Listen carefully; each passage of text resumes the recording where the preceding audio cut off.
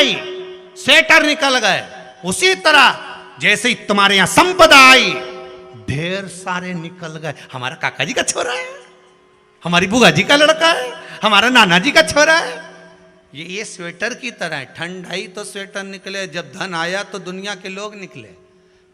जैसे ही तुम्हारे पास पद प्रतिष्ठा सम्मान आएगा, ढेर तुम्हारे अपने हो जाएंगे। ढेर किसी को बनाना नहीं पड़ेगा। ठंड आते से स्वेटर निकल जाए, उसी तरह ये निकल जाए।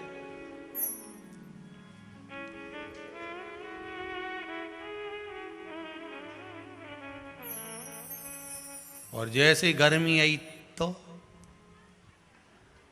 ये तन पे था नहीं, वे भी ऑफिस से आते से लो भैया उतारो, सब उतार उतर के दादा बनियान पे, तब बैठा, सब गया। गर्मी आई, सब उतर गया। जब समय आया बेकार, जितते थे सब।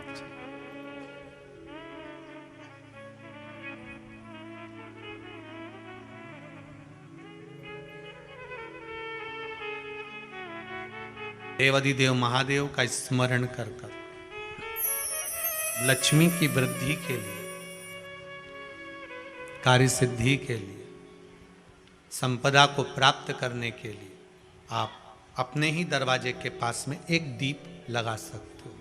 कौन से दिन? प्रदोष के। एक बात और अच्छे से समझ लीजिए, जो बच्चे चिड़चिड़े होते हैं, चाहे घर में बेटे हों, बहुएं हों, सास हो, ससुर हो, परिवार में छोटे छोटे बच्चे हों, चिड़चिड़ प्रवृत्ति करते हों या चिड़चिड़ा स्वभाव हो, जरा जरा सी बात में क्रोध आ जाता हो, बोलने का भान नहीं रह पाता हो, शब्दों के बाण चलते हों, तो महाराज प्रदोष के दिन, प्रदोष काल में बेलपत्री के पेड़ के नीचे एक, जो पत्ता आपके पास में हो, पान का मिल जाए तो पान का, पीपल का मिल जाए तो पीपल का, बेलपत्र का मिल जाए तो बेलपत्र का, उस पत्ते पर मात्र थोड़ा सा शहद और 7 दाने चावल के रखकर घी का दिया लगा दो महाराज, और थोड़ा सा जल हाथ की अंजलि में लेकर भगवान देवाधिदेव महादेव का स्मरण कर कर कि इस बेलपत्री के वृक्ष के नीचे माता लक्ष्मी, पार्वती, सरस्वती विराजमान है। इसी बेलपत्री के पेड़ के नीचे मेरे देवाधिदेव महादेव का 12 ज्योतिर्लिंग का स्वरूप प्रकट है। उनका स्मरण कर कर जल चढ़ा दीजिए और उसका स्मरण कर लो जो चिड़चिड़ प्रवृत्ति करता हो, क्रोध करता हो, जिसको बोलने का भान नहीं होता हो, सम्मान नहीं देता हो, अपशब्द कहते हो, उनका स्मरण कर कर आप छोड़ेंगे। एकदम एक प्रदोष करेंगे, दूसरे प्रदोष तक तो आपको कोई दिक्कत ही नहीं। 2-3 प्रदोष कर कर देखिए, बाबा कृपा करें। बच्चों को पढ़ने का कह रहे हो, पढ़ने बैठो, पढ़ने बैठो, पढ़ने बैठो, पढ़ने बैठो, तो एक आध प्रयास बच्चों के लिए भी कर लिया करो कि भाई ठीक है। जैसे बैकुंठ चतुर्दशी वाला उपाय हमारे YouTube पर भी डला हुआ है, आप उसको निकाल कर सुनना। बैकुंठ चतुर्दशी के दिन प्रयास करना, बच्चे लोग विद्या में प्रबल होंगे।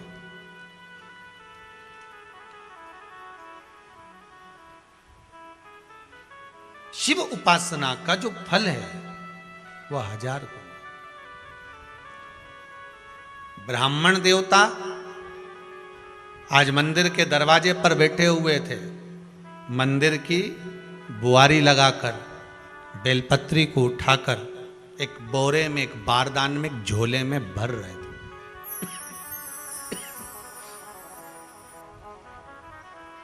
एक बारदान में, एक बोरे में, एक झोले में भर रहे हैं। पहले भी कथा में काज फिर कहते हैं, शिव मंदिर में जल बाद में चढ़ाना, शंकर के मंदिर में जाकर पंचामृत स्नान बाद में कराना, शंकर जी के मंदिर में जाकर पूजन बाद में करना।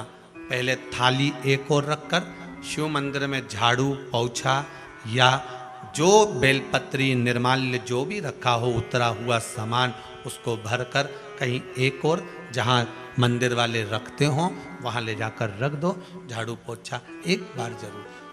इस ब्राह्मण के चरित्र को सुनिए जो शिव महापुराण में वर्णन किया गया। कार्तिक महत्तम की कथा कर रही है।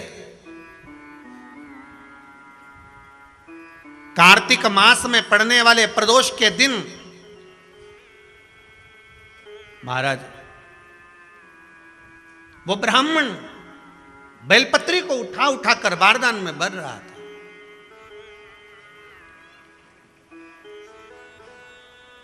पूजन करने से पहले सबसे पहले सफाई का ध्यान रखो, और एक विश्वास रखना, आप मंदिर की सफाई नहीं कर रहे हो। फिर निवेदन करूंगा आपको, आप मंदिर की झाड़ू नहीं लगा रहे हो, आप मंदिर की सफाई नहीं कर रहे हो, आप मंदिर में पोछा नहीं लगा रहे हो। जितना हाथ आप मंदिर में फेर रहे हो सफाई के लिए, उतना आपके जीवन में जितना दुख है, जितनी तकलीफ है, जितना कष्ट है, जितनी बीमारी है, उस पर हाथ फेर रहे हो। मंदिर में नहीं फेर रहे हो। नहीं तो सारी दुनिया में जितने मंदिर हैं, सारे मंदिरों में ट्रस्टियों ने कुछ ना कुछ लगा के रखा है। स्वीपर आता है, साफ करके जाता है, ये आएगा सफाई कर जाएगा। पंडित जी होंगे तो बुआरी लगा देंगे, पंडित जी होंगे सफाई कर देंगे। उन्होंने तो पंडित जी को बोल के रखा है कि साफ कर दो, पंडित जी करते भी हैं। पर पहला फर्ज आपका है कि आप मंदिर में आए हो तो पहले आप सफाई करो। क्यों? क्योंकि हम उसका द्वार साफ रखें। आज के समय में तो एक नियम हो गया साहब कि मंदिर में जाते हो तो मंदिर के दरवाजे पर चप्पल उतार के जाते हो। नहीं तो शास्त्र रीति तो ये कहती है कि मंदिर में भगवान सामने बैठा है तो उसके सामने चप्पल भी नहीं उतरना चाहिए। तो कई लोग कहते हैं मंदिर के अंदर थोड़ी ना उतार, हम तो जीने से भी बाहर, एकदम गेट के बाहर वहां उतार, पर सामने तो है ना, सम्मुख में तो है। तुम्हारे यहां अगर 4 लोग दिवाली मिलने आते हैं ना, तो तुमने चप्पल रखने का भी स्टैंड बनाकर रखा है। साइड में उतारिए, दहली पर मत उतार देना, थोड़ा साइड में उतारो। सामने से सब आते जाते रहते हैं, सामने उतारो। सम्मुख में क्यों उतार रहे हो?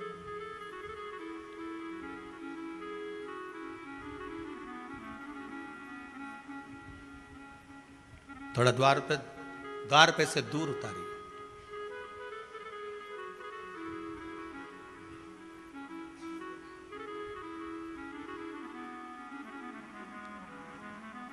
अभी तो कुबेरेश्वर धाम में काम चल रहा है।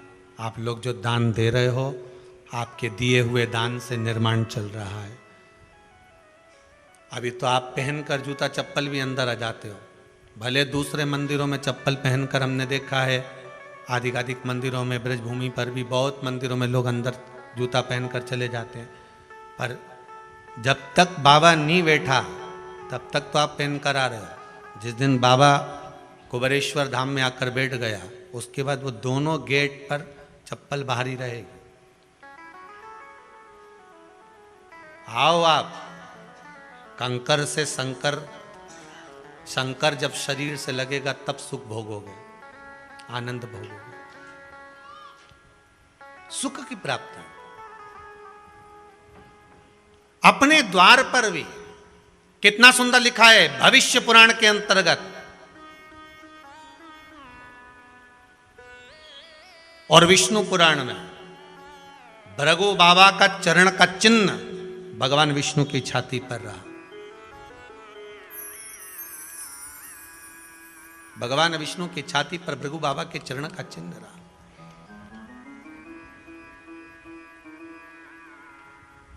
चरण का चिन्ह।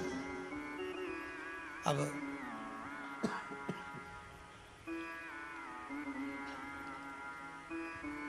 भविष्य पुराण में लिखा है कि अगर हम मंदिर के द्वार पर, घर के चौखट के एकदम सामने चप्पल उतार देते हैं, 7 बार दिन भर में से, कितनी बार? 7 बार विष्णु पुराण कहती है ऐसा कोई दिन नहीं होता जिस दिन दरवाजे पर 7 बार लक्ष्मी आकर खड़ी नहीं होती हो। कल एक कथा कही थी आपको कि प्रत्येक मनुष्य के भाग्य में सुख लिखा है, केवल मंथन करना। भविष्य पुराण कहती है 7 बार लक्ष्मी प्रत्येक मनुष्य के दरवाजे पर जाकर खड़ी होती है, पर द्वार पर चप्पल पड़ी होने के कारणवश वो लौट कर चली जाती है। बहुत ध्यान दीजिएगा महाराज। थोड़ा सा आपको बुरा लगेगा और लग जाए, और शिव पुराण है, जीवन संवार देगी तो अच्छी बात है। जीवन संवार दे तो अच्छी बात है। मंदिर के द्वार पर हम जब चप्पल छोड़ते हैं, जिस मंदिर की चौखट पर चप्पल छोड़ी है, आप जितनी देर आराधना में लगे रहते हैं उतनी देर तक आपकी चप्पल पर जितने लोग लांग कर जाते हैं, जितने लोग लांग कर प्रवेश करते हैं, उसका भी दुख आपके भाग्य में आता चले जाता है। ध्यान दीजिएगा जरा। चप्पल का भविष्य पुराण में पढ़िएगा कवि की पादुका का महत्व क्या है, पादुका किस ओर उतारना चाहिए, पादुका को कहाँ रखना चाहिए, किस जगह पर बुआरी झाड़ू को रखना चाहिए, किस जगह पर चलनी को रखना चाहिए, सुई उस सुई को जिस हाल में सब बैठते हैं उस हाल में क्यों रखा जाता है?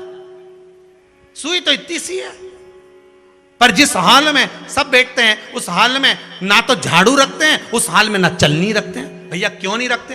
कारण क्या है कि जिस हाल में सब बैठकर बात करें, आवक जावक की बात हो, व्यापार की बात हो, लक्ष्मी की बात हो, प्रेम स्नेह की बात हो, आपस में बैठकर सब चर्चा कर रहे हो, अगर वहां छलनी होगी, झाड़ू होगी, तो बैठे बैठे बात करने में विवाद चालू हो जाएगा। 15-20 मिनट तुमने बहुत प्रेम की बात करी, अच्छे से बात करी, पति पत्नी बहुत प्रेम की बात कर रहे थे, मालूम पड़े बात करते करते से कब झगड़ा उत्पन्न हो जाए तो समझ में नहीं आया। हमारी बहू को क्या हो जाता है, बैठे बैठे बात करते करते झगड़ा कर देती है, जरा सी बात में झगड़ा चालू हो जाता है। कारण क्या है? जिस हाल में तुम बैठ रहे हो, जिस कमरे में तुम बैठ रहे हो, जिस हाल के अंदर सब बैठकर चर्चा करते, बात करते, चित्त करते, आपस में बैठकर सब लोग एक दूसरे के बातचीत करने बैठे हैं, आय व्यय देखने बैठे हैं, दुकान व्यापार की बात करने बैठे हैं, उस जगह पर भी झगड़े का क्रम कहां से आ गया? एक ना एक का मुंह क्यों फूल गया? कारण क्या था? कोई बात टेंशन क्यों आ रहा है? मतलब उस हाल में या तो चलनी रखी है या झाड़ू रखी है, भले तुमने सोफे के नीचे फंसा दियो, भले तुमने पीछे फंसा दियो, पर पड़ी जरूर है, रखी जरूर है,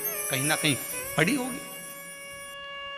क्यों कहते हैं कि जिस हाल में आप बैठ रहे हो, जहां पर आप संपदा की बात कर रहे हो, दौलत की बात कर रहे हो, व्यापार की बात कर रहे हो, व्यवसाय की बात कर रहे हो, उस हाल में अगर कहीं कैलेंडर टंगा हो, कोई सामान ऐसा रखा हो, कोई पर्दा ऐसा लगा हो, कोई चीज ऐसी लगी हो, तो उसमें एक सुई उसमें रख दीजिए। क्यों कहते हैं? हमारे यहां दूल्हा भी जाता है ना, तो उसका जो साफा बनता है या जूता उसको पहनाते, उस तक में पिन टच करके भेज देते हैं। बोलो सही है कि गलत है? दूल्हा तोरण लगाने जा रहा है, दूल्हा तोरण देने जा रहा है, तो उसके जूते में भी पिन घुसेड़ कर भेजते हैं, पिन लगा कर भेजते हैं, उसके साफे में पिन लगा कर भेजते हैं। एक भले सुई नहीं लगाएंगे तो आल पिन लगा कर भेज देंगे। क्यों भेजते हैं? उसका कारण क्या? कि लक्ष्मी को लेने जा रहा है, संपदा लेने जा रहा है, और जिसको वो ब्याह करने जा रहा है उसका संबंध सुई और धागे के संबंध जैसा हमेशा सिला हुआ होना चाहिए, उधेड़ा ना जाए, कि चीज ऐसा कटा हुआ नहीं होना चाहिए। एक एक प्रमाण को जरा देखो तो। और दुनिया के लोग कहते हैं साहब हमारे यहाँ तो सुख नहीं है, शांति नहीं। शांति तुमने भंग करी, कोई दूसरा भंग करा। चप्पल उतार दी दरवाजे पर, मंदिर के द्वार पर। हम तो यहाँ तक कहेंगे पशुपति व्रत करने जा रहे हो, पशुपति व्रत को धारण करने जा रहे हो, एक सोमवार मत पहनो चप्पल। जब मंदिर जा रहे हो तब दिन भर पहनो, मंदिर जाओ मत पहनो। कोई जरूरी है कि मंदिर पहनने चप्पल पहनना जरूरी है? मत पहनो। मंदिर के द्वार पर जहां भगवान विराजे हैं उसके द्वार पर अगर आपने चप्पल उतारी है, आप तो अंदर चले गए, पर जितने लोग लांग रहे हैं उसका मालूम, उसका स्मरण कितना कितना गया। छाता, चप्पल, आसन, मांग का टीका, इसका भी वर्णन पहले कर चुके हैं कथाओं में, आप लोगों ने सुना होगा। छाते का भी वर्णन किया। किसी का छाता बारिश में तुम लेकर आ गए, पानी गिरने लगा, जी तुम्हारा छाता देना, छाता तो लेकर आ गए, पर जितने दिन तुम्हारे घर में रखा हुआ है उतना दिन तक हिसाब लगा कर रखना कि 15 दिन रखा तो तैयारी रख लेना। 15 दिन में कितने घंटे हुए, कितने घंटे कितने पल, उतना आपको दुख भोगना पड़ेगा। दूसरे का छाता आया, इसलिए कोई प्राण छोड़ता है, मरता है, तो उसके पद में यही सब चीजें देना पड़ती। क्या क्या बोलते जाओ, छाता, चप्पल, आसन, माला, सब देना पड़ता है। बोलो देते कि नहीं देते? तो क्यों देना पड़ता है छाता? क्या काम का कि छाता देना पड़ेगा? क्या व्यक्ति 24 घंटे क्या धूप में रहता था कि पानी में रहता था जो छाता देना पड़ेगा? चप्पल क्यों देना पड़ेगा? किस लिए देना पड़ेगा? उसका शास्त्र प्रमाण।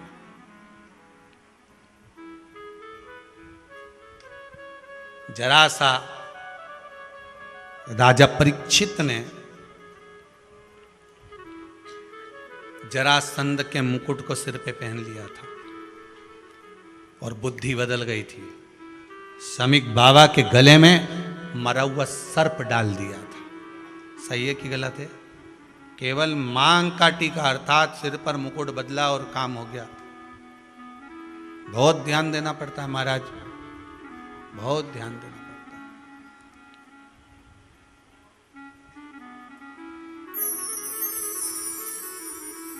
तुम्हारी चप्पल कोई ले गया, तुम रो रही। किसी ने पूछा क्या हो गया? मेरी चप्पल कोई ले गया था, फिर मैं दूसरे की ले गई। तुम्हारी से कोई दूसरा ले गया, तुम दूसरे की ले।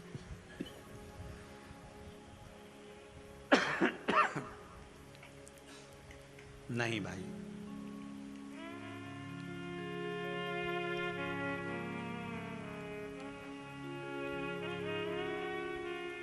उसको प्राप्त करने के बहुत तरीके हैं। एक सत्य बात कहें, 7 बार लक्ष्मी प्रतिदिन मनुष्य का द्वार झांकने के लिए आती है। ऐसा कोई दिन नहीं जाता जिस दिन तुम्हारा भाग्य भगवान पलटने के लिए नहीं बैठा हो। वो तो इंतजार करता है कि ये गेंद फेंके और मैं चौका छक्का लगा दूं। वो कहते हैं ना, एक ओवर में कितनी गेंद फेंकते हैं? जम के बोलो। अरे एक ही फेंकते हैं। एक ओवर में कितनी गेंद फेंकते हैं? एक। वही गेंद बार बार फेंकते हैं ना, गेंद तो एक ही है नहीं। वो तो बार बार गिना है तो 6 बार गिना, तो फेंकी तो एक ही है कि बदल बदल के फेंक दी, पीली नीली हरी गुलाबी? नहीं, एक ही है।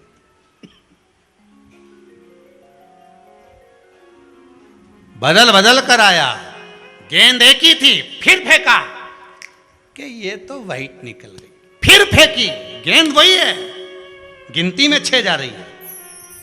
1 साल निकल गया, 1 दिन निकल गया, फिर गेंद फेंकी। अरे साहब, एक भी रन नहीं बना, फिर फेंकी, अभी भी नहीं बना, फिर फेंकी तो के बाउंड्री तक तो पहुंच गई है। अब की बार जो फेंकी तो के ऊपर से निकल गई, सीधे 6 पे पहुंच गई। भगवान भी ये कहता है, एक ही गेंद है, 6 बार फेंकी है। शास्त्र कहता है 7 बार दरवाजे पर लक्ष्मी आती है, मौका देखती है कि कब मौका मिले मैं इसके घर में प्रवेश कर जाऊं। पर कभी कभी ये निंदा करती दिखती है, कभी बहू की चुगली करती दिखती है, कभी टीवी में मन लगाए दिखती है, कभी सुई धागा लेके बैठी मिलती है, कभी झाड़ू लगाती फिरती है, कभी दरवाजे पे चप्पल खुली मिल जाती है, कभी कुछ मिल जाता है। मैं बार बार आती हूँ, अब नहीं माने तो मैं कई करूं, मेरे को तो जाना पड़ेगा। मेरे को तो जो नियम है, सर्विस करने वाला, नौकरी करने वाला तो टाइम पे आएगा। तुम भले कंप्यूटर चलवाओ, चाहे मोबाइल उड़वाओ, चाहे तुम लिखा पढ़ी करवाओ, बोलो सही है गलत है, उसको तो करना है। बोलो साहब क्या करना पड़ेगा? कि लग जाओ कंप्यूटर पे, लग जाओ, उठाओ मोबाइल, ये तो उसको तो करना है। वो तो टाइम पे पहुंच गया 9 बजे। लक्ष्मी जी भी टाइम पे आती है। आई दरवाजे पे क्या देखा उसने कि ऐसा ऐसा है। कई कई की तो आदत पड़ी, रोटी घर में बना हुआ सारा दाल चावल सब्जी वब्जी जो बच गई, उठा के मैं दरवाजे के पास में रख के आ गई। लक्ष्मी जी सोचे बताओ, ऐसा तो पहले से रख, अंदर चली गई और ऐसा खिला दिया तो मैं तो नहीं जाऊं। लक्ष्मी जी वापिस चलती। कई लोगों की आदत, आटा छना हुआ, ऊपर की जो चापड़ चापड़ थी, उन्होंने कहा गाय खा के चली जाएगी, ओटला पे पटक के आ गए। लक्ष्मी जी इतने में आई कि चापड़ तो यहाँ पटक के चली गई, मैं काय को जाऊं, छलनी में से जा उधर, नहीं जाऊं। कितना कितना कहा है महाराज, केवल एक दिन का इंतजार रहता, दिवाली आए लक्ष्मी जी महाराज घर आएगी ने, लीप लिया ने, पोत लिया ने, मांडना भी मांड लिया, लक्ष्मी जी का पाँव भी मांड लिया ना, कमल का फूल भी मंगवा लिया, गेंदा की माला भी बुलवा ली, सारी गेंदा वेंदा की माला दरवाजे पे भी लगा दी, चौक मोक पूर के बेटी इंतजार में, लक्ष्मी जी आएगी, लक्ष्मी जी आएगी। लक्ष्मी जी बोली मैं तो रोज आऊँ री जी, मैं तो रोज आऊँ, पर कई करूँ थारी बुद्धि काम नहीं करे, मैं कई करूँ, मैं तो रोज आऊँ। फिर के लक्ष्मी मैया अब की बार आ गई तो जाजे मती रही, बड़ी तकलीफ में हूँ। लक्ष्मी जी बोली नहीं जाना तो पड़ेगा, दिवाली का दिन है, हमारे 10 के घर जाना पड़ता है, बड़ी मुश्किल से तो गुजिया पपड़िया मिलता है, नहीं जाऊंगी तो अच्छा नहीं लगेगा, तो जाना तो पड़ेगा। पर रोज आऊंगी, प्रतिदिन आऊंगी। तू अगर मुझे रोक सकती है और अपने घर में बुला सकती है तो बुला ले, और आऊंगी मैं प्रतिदिन और जाऊंगी भी मैं प्रतिदिन। लक्ष्मी आती भी खूब है और जाती भी खूब है, एक जगह टिकती कभी नहीं है। बस उसको बुलाने का तरीका होना चाहिए। रोज भगवान चाहता है कि तेरा दिन फिर जाए।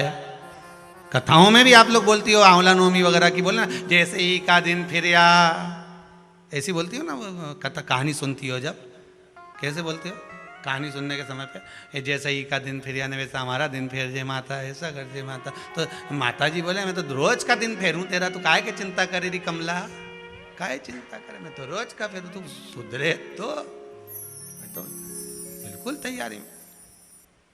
ब्राह्मण बेलपत्री को भर रहा था, बेलपत्री ब्राह्मण भर रहा था।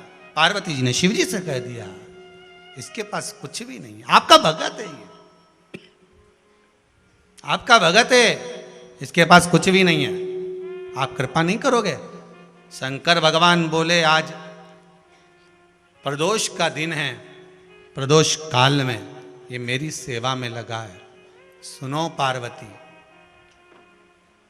जितनी बेलपत्र इसने उठाकर रखी है वो बेलपत्र स्वर्ण मुद्रा के बराबर हो जाएगी, तू चिंता मत कर।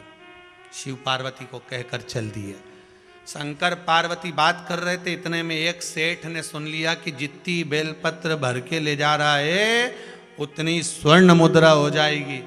बनिया ने सुन ली, सेठ ने सुन ली, तो जैसे ही शंकर पार्वती गए, सेठ जी उस ब्राह्मण के घर चले गए, 100 सोने की मुद्रा देकर कहा जितनी बेलपत्र है चढ़ी हुई मुझे दे दे, जो चढ़ी हुई बेलपत्र है वो मुझे दे दे। महाराज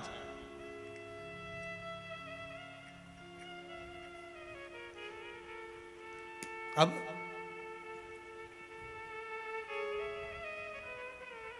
चढ़ी हुई, ब्राह्मण देवता ने पूछा आप करोगे क्या?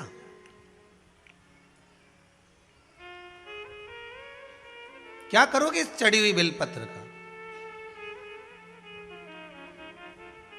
महाराज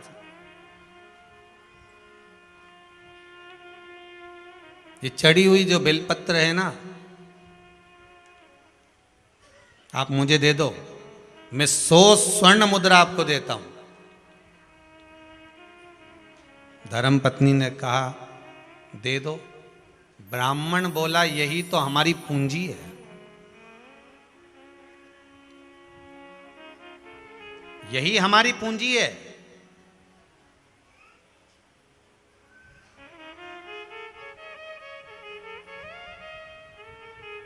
जब आप भगवान की पूजन करो, पूजन करने के बाद जब विसर्जन होता है देवताओं का, आप पूजन पे से ब्राह्मण निर्माल्य उतारते हैं, तो यजमान का कार्य है जो निर्माल्य नीचे उतारा गया है उसको नेत्रों से लगाकर रखना चाहिए, क्योंकि ये यजमान की पूंजी है। ये ब्राह्मण की पूंजी है।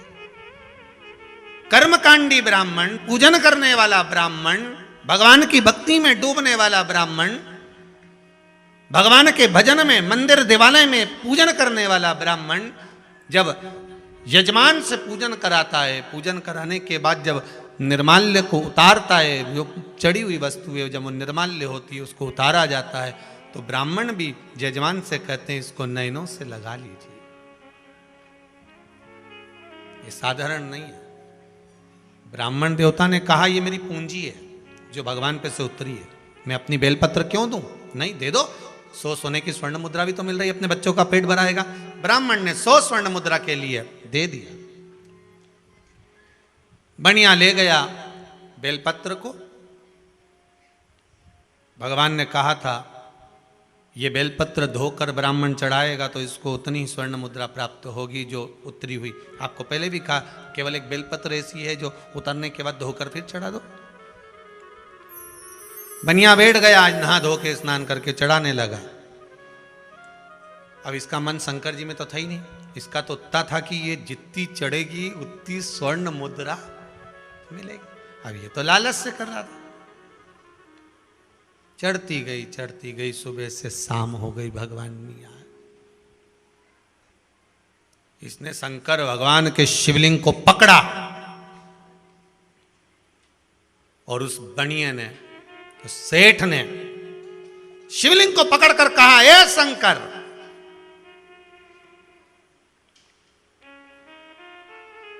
मेरी 100 सोने की मुद्रा चली गई, तेरे चक्कर में आज मैं शिवलिंग को उठा लेता हूं। जैसे ही शिवलिंग को पकड़ा, ऐसा चिपक गया, हाथ ही नहीं निकला। हाथ नहीं निकला, चिपका हुआ, निकल ही नहीं रहा। आंख से आंसू निकलने लगे, सुबेरे से लगा था, हाथ नहीं खुल रहा। शंकर भगवान आकाशवाणी कर कर बोले, उसके भाग्य का धन तू लेना चाहता था? 1000 स्वर्ण मुद्रा ब्राह्मण को दान दे, क्योंकि उसके भाग्य की थी ये बेलपत्र। तब हाथ छूटेगा। बनिया बोले, पहले हाथ तो छोड़ो, तो 1000 मुद्रा दूंगा। इसने सोचा कि 1000 मुद्रा तब दूंगा जब हाथ छूटेगा। हाथ छूटेगा तो कौन देगा? भाई, एक व्यक्ति की गाय खो गई, गौ माता खोई, तो इसने हनुमान जी से कहा, प्रभु मेरी गाय घूम गई है, आप हनुमान जी गाय ढूंढ दो। तो हनुमान जी ने ऐसी कृपा कर दी। एक व्यक्ति सामने से दौड़ कर आया, हे प्रभु मैं आपको प्रसाद चढ़ाऊंगा, 5 रुपए का, आप मेरी गाय ढूंढ दो। सामने से दौड़कर एक व्यक्ति आ गया, उसने आकर कहा, कालू वो तेरी गाय वहां पीछे से आ रही है। इसने गाय पकड़ी, चल दिया। मंदिर के पंडित जी बोले, देखो 5 रुपए का प्रसाद बोला था, तुम्हारी गाय मिल गई, चलो। भगवान हनुमान जी ने ढूंढ दी, चढ़ाओ प्रसाद। उसने कहा, उसने हनुमान जी ने क्या करा, गाय तो खुद मेरे पास आ रही थी। हाथ छूटेगा, क्यों दूंगा मैं 1000 स्वर्ण मुद्रा? भगवान ने हाथ ही नहीं छोड़ा। भगवान को मालूम है बहुत अकल, छोड़ा ही नहीं। क्या करूं मैं? भगवान बोले, बुला तेरे पुत्र को और 1000 स्वर्ण मुद्रा बुला। पुत्र को बुलाया, 1000 स्वर्ण मुद्रा बुलाई। बनिए से कहा, दे अब, तो कि मेरा हाथ तो छोड़ो। भगवान ने एक हाथ तो लगा कर रखा, एक हाथ छोड़वा दिया, संकल्प दे 1000 स्वर्ण मुद्रा दे। 1000 स्वर्ण मुद्रा ब्राह्मण को दी, दूसरा हाथ छूटा, शंकर जी के चरणों में गिर गया। मेरा लालच मुझे चिपका दिया था। इतने में पार्वती जी आकर बोली, आपने कहा था कि ब्राह्मण को आप स्वर्ण मुद्राएं दोगे, तो ये मुद्रा आपने क्यों नहीं दी? शंकर भगवान बोले, मेरे पास तो खुद नहीं है, मैं तो अपने भक्त से दिलवाता हूं। किससे दिलवाता हूं? अपने भक्त से। फिर निवेदन करूंगा, भगवान कभी तुम्हारे सामने आकर ना तो देगा ना तुमसे लेगा। भगवान कभी आकर नहीं बोलेगा कि जी जी मुझको रसगुल्ला खिला दे, कि रबड़ी खिला दे, कि मोहनथाल खिला दे, कि ठोर खिला दे। भगवान कभी आकर नहीं बोलेगा कि मुझे 56 भोग लगा दे। भगवान कभी आकर नहीं बोलेगा।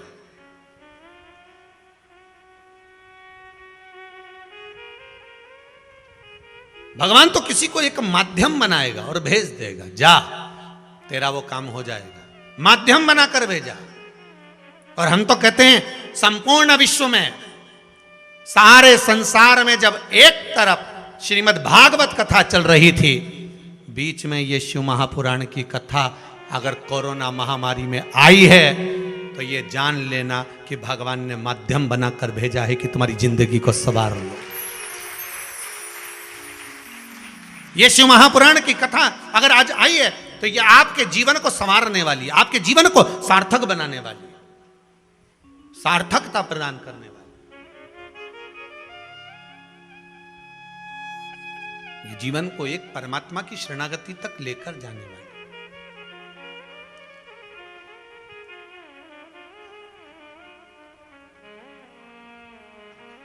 महाराज,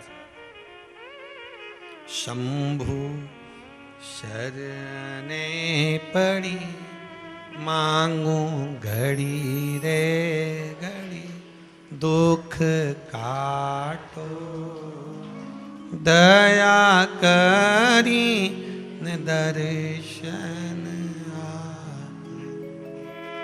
बाबा, दुनिया में बहुत दुख है। सारे दुखों को मिटाने का अगर कुछ क्रम है तो वो केवल आप ही, केवल आप, कोई दूसरा हो नहीं सकता।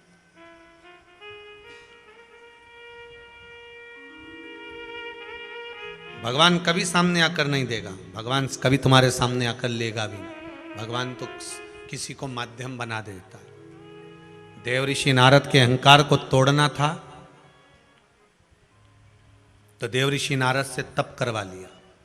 इतना अहंकार देव ऋषि नारद में आ गया कि मैंने कामदेव को जीत लिया। तो शंकर जी के पास जाकर कहते हैं कि मैंने काम को जीता है जिसको आप नहीं जीत पाए। शिव जी ने अपने गले की रुद्राक्ष की माला दे दी, ये ले रुद्राक्ष की माला। देव ऋषि नारद ने वो रुद्राक्ष की माला भूमि पर जाते जाते पटक दी। ये रुद्राक्ष की माला जिसकी कोई कीमत ही नहीं है, फेंक दिया।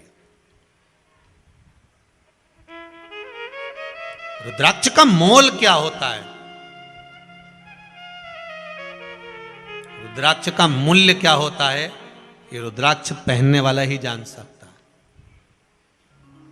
जिस समय पर रुद्राक्ष महोत्सव हुआ था कोरोना महामारी के समय पर, और कोरोना महामारी दूसरी लहर तो बाद में चालू हुई थी, जब रुद्राक्ष उत्सव हो चुका था, उसके बाद कोरोना की जो दूसरी लहर चालू हुई थी, आप सबको स्मरण होगा, लोगों को जो रुद्राक्ष बांटे गए थे, इतना विश्वास था उस रुद्राक्ष में, उसका पानी पी पी के लोग बीमारी से ठीक हो गए थे।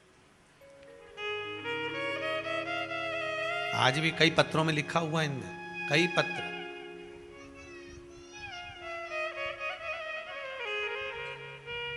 कई ठीक हो गए। क्या कीमत है उस रुद्राक्ष की, क्या शुल्क होगा रुद्राक्ष का। तुलसी की माला की कीमत क्या है, कोई मीराबाई से पूछ ले। मीराबाई ने एक शब्द बड़ा सुंदर कहा कि हे राणा, आप कह रहे हो मीरा,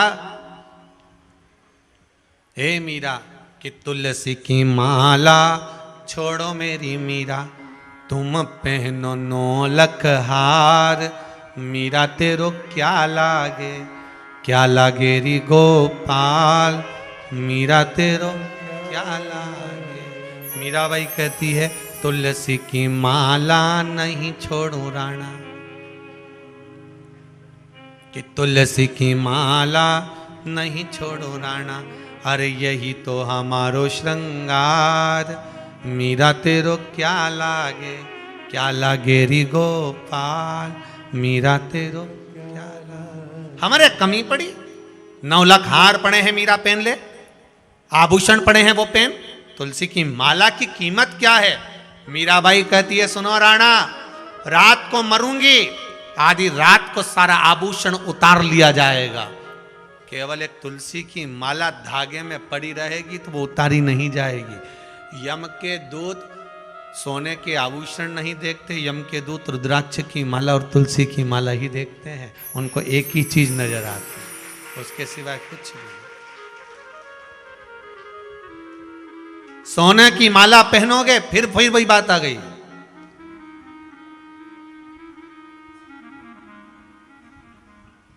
सोने की माला होगी तो चोरों की नजर होगी, सुंदरता होगी तो लुच्चों की नजर होगी, और रुद्राक्ष और तुलसी की माला होगी तो मेरे देवाधिदेव महादेव की नजर होगी। ये आपके ऊपर क्या रखा है, क्या धारण करा है, ये आपके ऊपर। जो माला आप पहन लो, कौन रहेगा।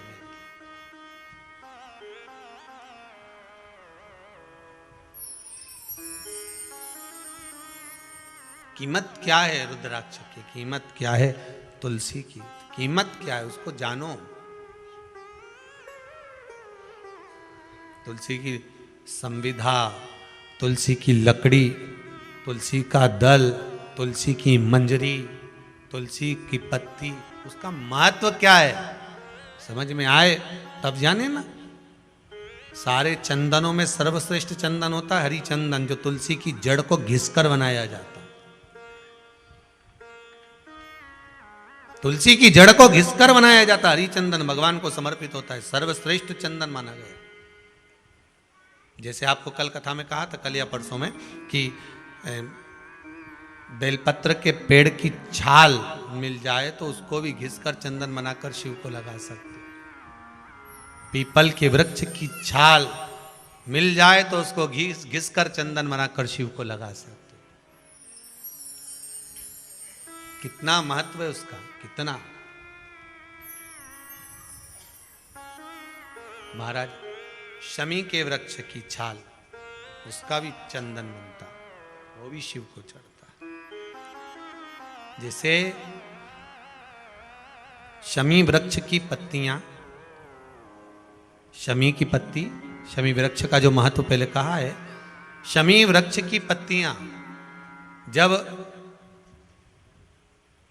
अदालत में या कानूनी कोई प्रोसेस के अंतर्गत कानूनी कोई कार्रवाई हो गई है या कोई अटका है काम, तो शमी की पत्तियों को 5 जगह पर चढ़ाया जाता है उस कार्य को निपटाने के लिए। पहला, अशोक सुंदरी की जगह पर। अशोक सुंदरी की जगह कहाँ है आपको मालूम है, पहले भी बताया। जैसे ये शिवलिंग है, ये जलाधारी गोल, उसके सामने ये चरण, बीच में जो एक मोटी सी लाइन होती है वो अशोक सुंदरी की जगह है। तो अशोक सुंदरी की जगह पर शमी पत्र को चढ़ाया जाता है। अब शमी पत्र अशोक सुंदरी की जगह पर एक स्थान, दूसरा शिवलिंग के ऊपर, तीसरा जहां शिवलिंग रखा है, जहां शंकर का शिवलिंग रखा है उस कटी भाग पर शमी पत्र को चढ़ाया जाता है। चौथा, नंदी का जो चरण उभरा उठा हुआ दिखे वहां शमी पत्र चढ़ाया जाता है।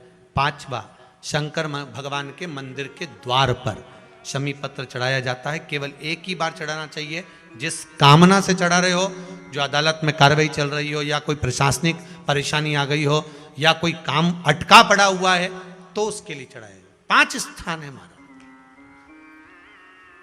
शमी पत्र को समर्पित करने के।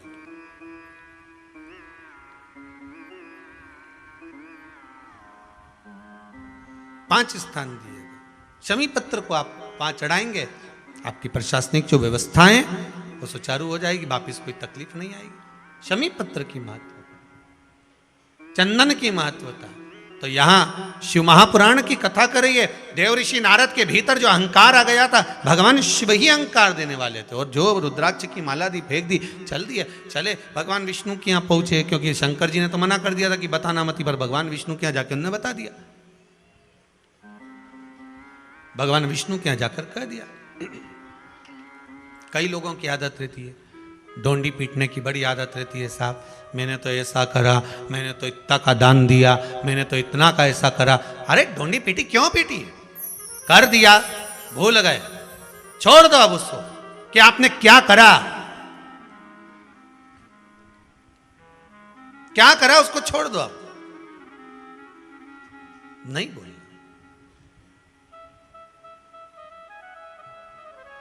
तेरा ही दिया मैंने खाया पिया है, तेरा शुक्रिया तेरा, मुझे भोले बाबा ने बहुत दे दिया है, तेरा शुक्रिया तेरा। उसने क्या कमी रखी?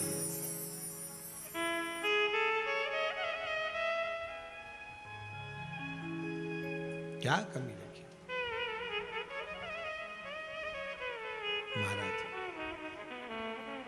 इसीलिए शायद कहते होंगे मेरा भोला गुलाब को फूल, गोरा मैया कुसुम कली। भोला रेवे काशी नगरिया, भोला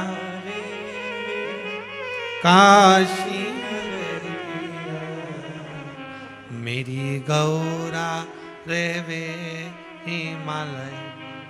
महाराज बस वही उसका स्थान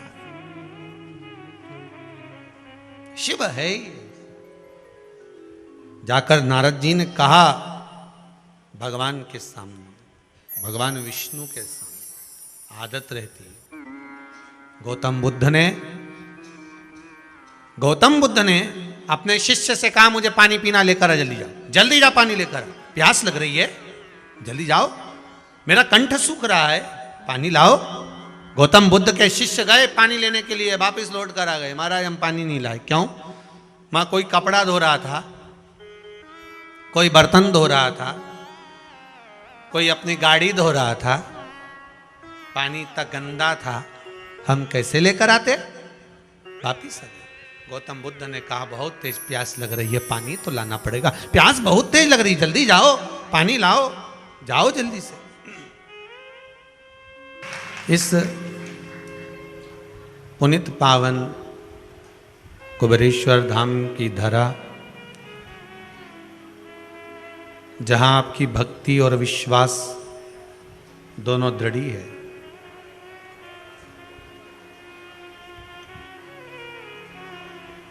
क्योंकि बिना विश्वास के परमात्मा का मिलना कठिन है। रामचरितमानस में स्वयं तुलसीदास बाबा लिखते हैं कि शंकर विश्वास रूपिणो, मां जगत जननी पार्वती को श्रद्धा कहा गया और मेरे देव अधिदेव महादेव को विश्वास कहा गया। पार्वती मैया श्रद्धा है और शिव विश्वास है। श्रीमद् भागवत कथा में आपने श्रवण करा होगा कि भगवान कृष्ण ब्राह्मण देवता जब पत्र लेकर आए थे तो उस पत्र में ब्राह्मण देवता के उस पत्र को सुनकर भगवान कृष्ण कहते हैं कि ब्राह्मण देवता आप जाकर कह दो रुक्मणी जी से कि वो श्रृंगार करके जगदम्बा के मंदिर चली जाए, मैं उसको लेने के लिए उसके भवन पर पहुंच जाऊंगा। बस वो एक बार जगदम्बा के मंदिर पहुंचे, मां अंबा के मंदिर पहुंचे, मैं उसको लेने पहुंच जाऊंगा। अर्थात शिव महापुराण की कथा कहती है कि अंबा का मंदिर, जगदम्बा का मंदिर मतलब श्रद्धा का मंदिर। भगवान कृष्ण पार्वती जी को अंबा के मंदिर से मतलब रखकर या जगदम्बा के मंदिर से मतलब रखकर केवल यह कहना चाहते हैं कि तू श्रद्धा के मंदिर पर विश्वास देकर अगर श्रद्धा तक पहुंची है तो फिर तो तेरा जो मनोकामना है, तेरी जो मनोरथ है वो पूर्ण होगा ही। फिर तुझे कौन रोक सकता?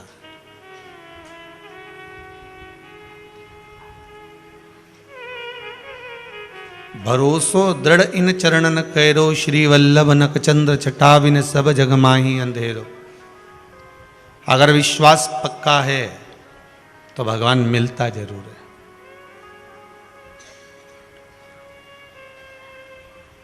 एक दृढ़ विश्वास के बल पर मिलता।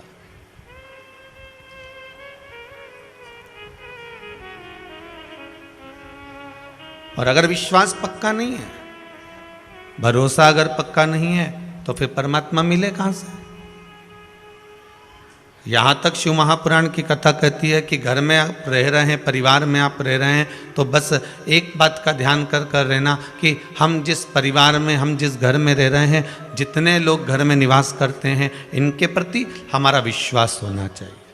अगर परिवार में भी हमारा विश्वास नहीं है तो हम उसमें भी सुखी नहीं रह सकते।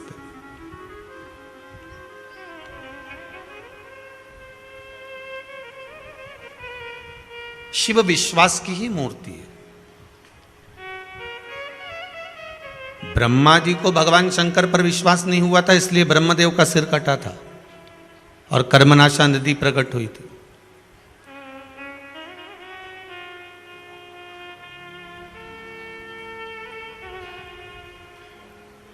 विश्वास का बल कितना प्रबल होता है महाराज। अगर एक दृढ़ विश्वास लेकर आप जिस पथ पर जा रहे हो, आप दृढ़ विश्वास लेकर जिस मार्ग पर चल रहे हो, वो मार्ग आपका सुलभ होगा।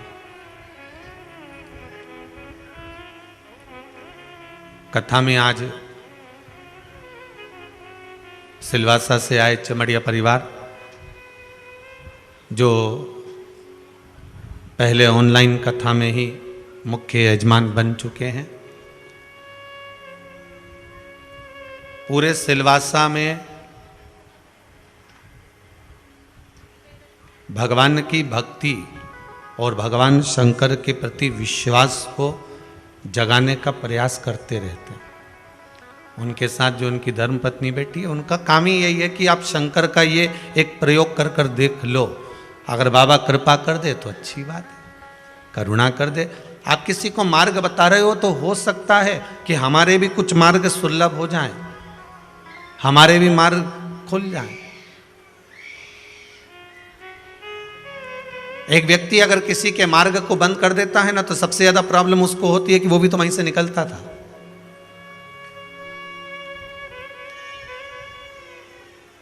कोई कह दे कि मैं आपको यहां से नहीं निकलने दूंगा, तो सबसे ज्यादा तकलीफ उसी को होगी जिसने बंद करा है मार्ग,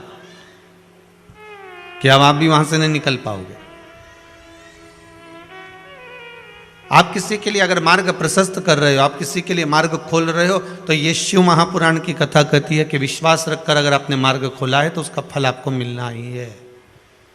आप किसी को सतमार्ग बता रहे हो तो उसका कुछ ना कुछ पुण्य आपके खाते में आना ही है। आप शंकर का भजन किसी रूप में कर रहे हो तो उसका पुण्य आपके खाते में आना ही है।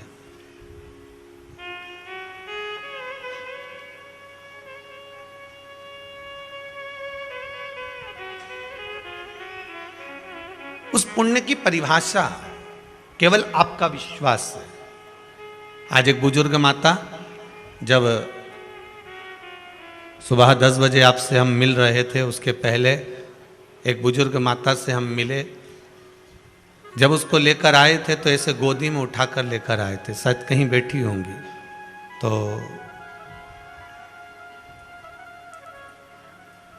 आज वो जब आई तो लाठी टेकते टेकते हैं, जिनके हाथ पैर में कुछ तकलीफ थी। तो पूछा कि आप पहले आई थी जब गोदी में आपको लेकर आए थे और आज बाबा ने कृपा कर दी। कहे बाबा को यही तो धन्यवाद देने आई हूँ कि 3 महीने पहले आई थी तो मुझे गोदी में लाए थे और आज आई हूँ तो पैदल चलकर आ रही हूँ। यही कृपा है। कहीं बैठी होंगी तो सुन रही होंगी। कहाँ है? अच्छा, यही बैठी हुई है। जरा एक बार खड़े होकर बता दो इनको भी कि देखो बाबा ने कृपा करी है, करुणा करी है। ये बाबा की कृपा है। जिसको गोदी में लेकर आए थे और आज वो लाठी टेक कर कमरे तक आ जाती हैं, तो यही शिव की कृपा है हमारा। उसकी कृपा बिना कुछ नहीं होता।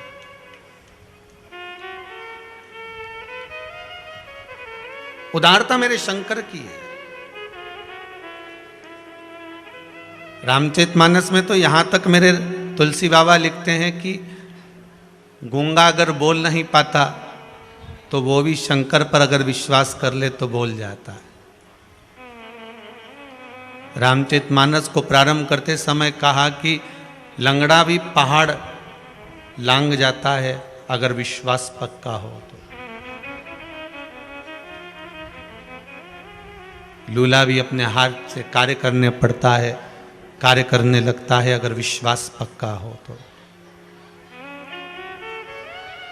कितना विश्वास लेकर आए हो। जितने लोग इस कुबेरेश्वर धाम में आए हैं या जितने लोग आस्था टीवी पर कथा सुन रहे हैं या बच्चे फेसबुक यूट्यूब पर, मेरी बेटियां, मेरे युवान भाई बच्चे आधिकाधिक जो इस पावन कथा को श्रवण कर रहे हैं, एक विश्वास लेकर ही तो सुन रहे कि बाबा आज नहीं सुना तो कल सुनेगा, कल नहीं सुना तो परसों सुनेगा।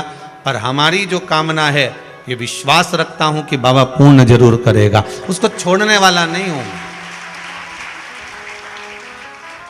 वो पूरी जरूर करेगा। उसके बल पर हम जी रहे हैं।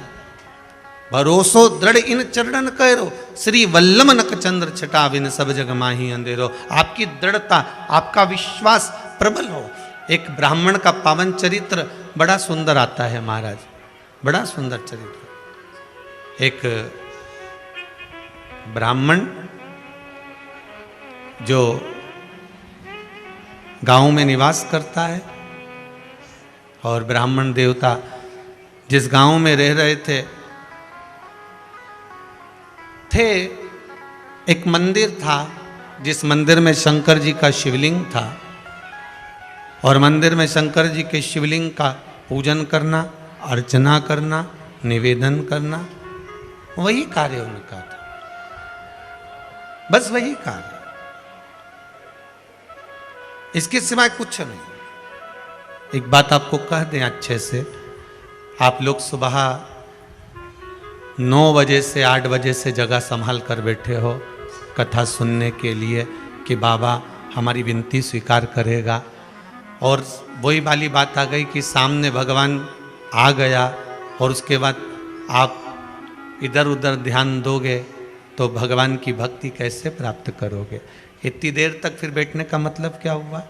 आपका विश्वास अगर पक्का है और आप आए हो कि कुबेरेश्वर धाम में गए हैं, शिव महापुराण रूपी शंकर को प्राप्त कर कर हम जिस कामना से आए हैं, हमारी वो कामना पूरी होगी, तो अपन उस कथा में मन लगा। दुनिया करेगी हरकत, वो तो चाहती है कि कैसे भी आप जो मांगने आए हो वो आपको ना मिले, पर आपकी चित्त, आपकी वृत्ति, आपकी मौनता और आपका भजन इतना दृढ़ होना चाहिए कि कौन निकल कर गया, क्या कर गया, अपने को कोई फर्क नहीं पड़े।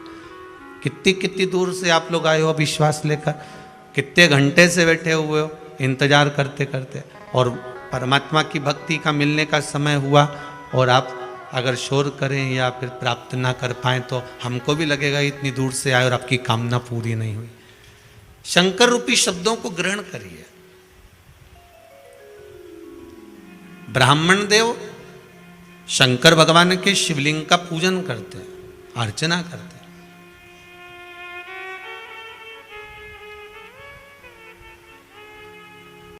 एक धन ही मूल नहीं हुआ। किसी किसी ब्राह्मण को भले धन की मूलता हो सकती है, पर किसी किसी ब्राह्मण के लिए भगवान की भक्ति ही मूल होती है। और केवल ब्राह्मण के लिए नहीं कहूंगा, वैश्य हो, क्षत्रिय हो, शूद्र हो, ब्राह्मण हो, इन सभी के लिए।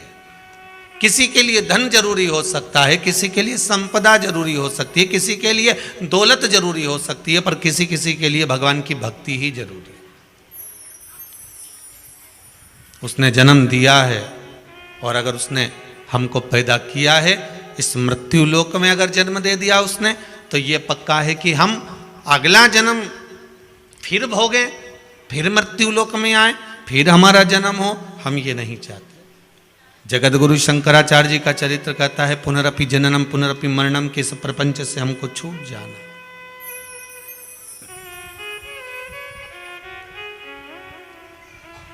बार बार जन्म लेकर करोगे भी क्या? और आपका मन हो तो भले जन्म ले लेना हो।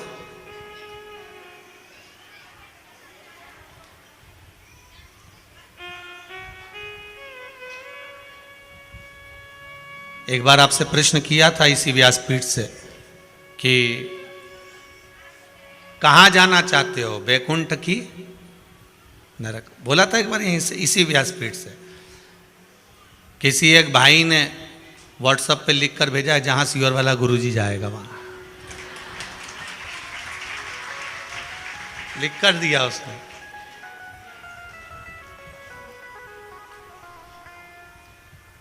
और वो मैसेज जो है ना, वो महाराष्ट्र का है।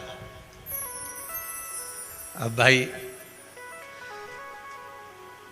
उसको लिखकर भेजा कि क्यों, तो कहा कम से कम शिव महापुराण की कथा जैसे 2 साल से सुन रहे हैं लगातार, वैसे सुनने को तो मिलती रहेगी। बहुत वो भक्ति का बल, वो विश्वास आपका, भरोसा आपका, दृढ़ता आपकी, वो किससे भी प्राप्त हो जाए, किसी भी तरह से नहीं। ब्राह्मण देव शिव की अर्चना में लगे हैं, शंकर की भक्ति में लगे हैं, शिव आराधना में लगे हैं।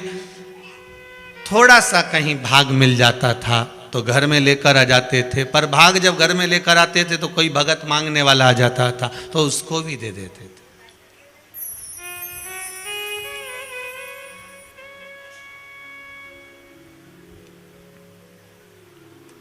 दान अगर ब्राह्मण ले रहा है तो दान देने की प्रेरणा भी ब्राह्मण दे रहा है। आप सबको मालूम होगा पहले के समय पर जितने साधु सन्यासी तपस्वी साधक उपासक संत महात्मा पीठाधीश मठाधीश जितने भी आते थे, ये किसी दूसरे के घर में जाकर भोजन ग्रहण नहीं करते थे, ये ब्राह्मण के घर में ही जाकर अन्न भाग ग्रहण करते थे। और इसका प्रमाण अगर कोई कहे कि ये कहाँ लिखा हुआ है, इसका प्रमाण क्या है, तो आप श्रीमद् भागवत को उठाकर देख लीजिए, अजामिल की कथा। श्रीमद् भागवत में अगर कोई कहे कि ये प्रमाण कहाँ लिखा है कि पहले संत महात्मा साधु सन्यासी तपस्वी साधक उपासक मठाधीश पीठाधीश संत महात्मा जितने भी गुरुजन होते थे, ये कहीं भोजन नहीं करते थे, ये कहीं अपने जल का पान नहीं करते थे, अगर करते थे तो केवल ब्राह्मण के घर पर करते थे। तो इसका प्रमाण कहाँ लिखा हुआ है, कोई कहे तो श्रीमद् भागवत में अजामिल की कथा देख लीजिए। अजामिल एक वेश्या की ओर आसक्त हो जाता है और वेश्या की ओर आसक्त होकर वेश्या से विवाह कर लेता है। ब्राह्मण होकर उसने वेश्या से विवाह कर लिया।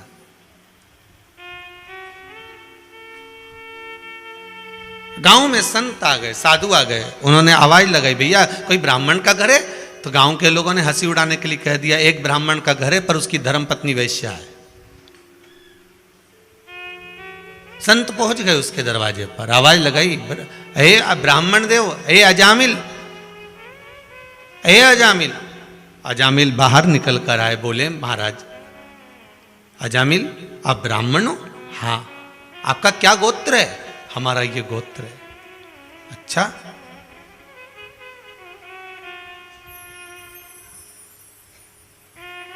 आप इस गोत्र के हो? हाँ।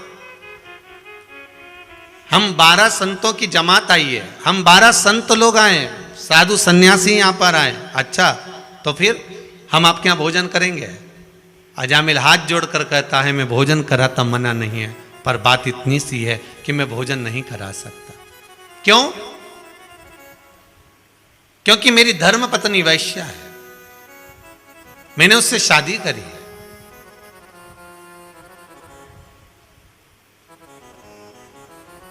अजामिल उसका पूर्व का कर्म क्या था ये वो जानती है, और 13 से विवाह करने के बाद वो ब्राह्मणी हो गई है। तो घर में भजन करता है कि नहीं करता? करता हूं। तो सूर्य नारायण को अर्घ देता है कि नहीं देता? देता हूं। तो गायत्री करता है कि नहीं करता? करता हूं। यज्ञोपवीत धारण करता है कि नहीं करता? करता हूं। मस्तक पर तिलक धारण करता है कि नहीं करता? करता हूं। शिखा धारण करता है कि नहीं करता? करता हूं। तो तेरी धर्म पत्नी भी ब्राह्मणी हो गई, तू तो भोजन बना, हम भोजन करेंगे। मतलब ये प्रमाण है श्रीमद् भागवत में कि संत साधु सन्यासी तपस्वी साधक उपासक ब्राह्मण का घर ढूंढकर भोजन करते थे। भोजन कराओ। और संतों ने जब भोजन ग्रहण करा, भोजन ग्रहण करने के बाद संतों ने अजामिल से कहा कि अब दक्षिणा दो। अजामिल हाथ जोड़कर बोले, मैं ब्राह्मण हूं, मेरे पास में इतना धन नहीं, वैभव नहीं कि मैं आपको दक्षिणा दे सकूं।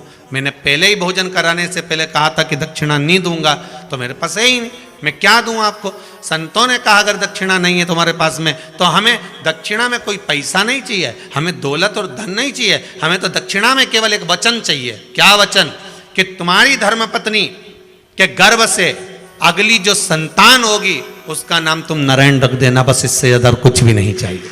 उसका नाम तुम नारायण रख दो, इससे ज़्यादा हमें कुछ भी नहीं चाहिए। और उस बेटे का नाम अजामिल ने नारायण रख दिया। दिन रात नारायण आओ, नारायण खाओ, नारायण पानी पी लो, नारायण ये कर लो, नारायण वो कर लो। अंतिम समय में जब यम के दूत बंदी बनाने के लिए आए तो नारायण को याद करा। अब ये नारायण तो नहीं आया पर वो नारायण आ गया। अर्थात एक तत्व हमारा कहता है, शिव महापुराण की कथा कहती है कि आपका जो भाव अगर शुद्ध है,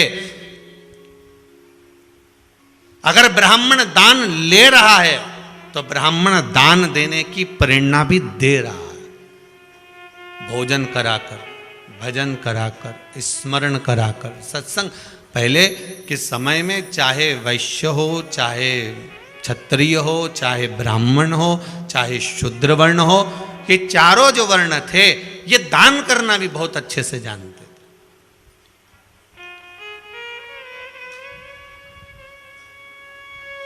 इनकी दान की परिभाषा भी बड़ी विचित्र थी।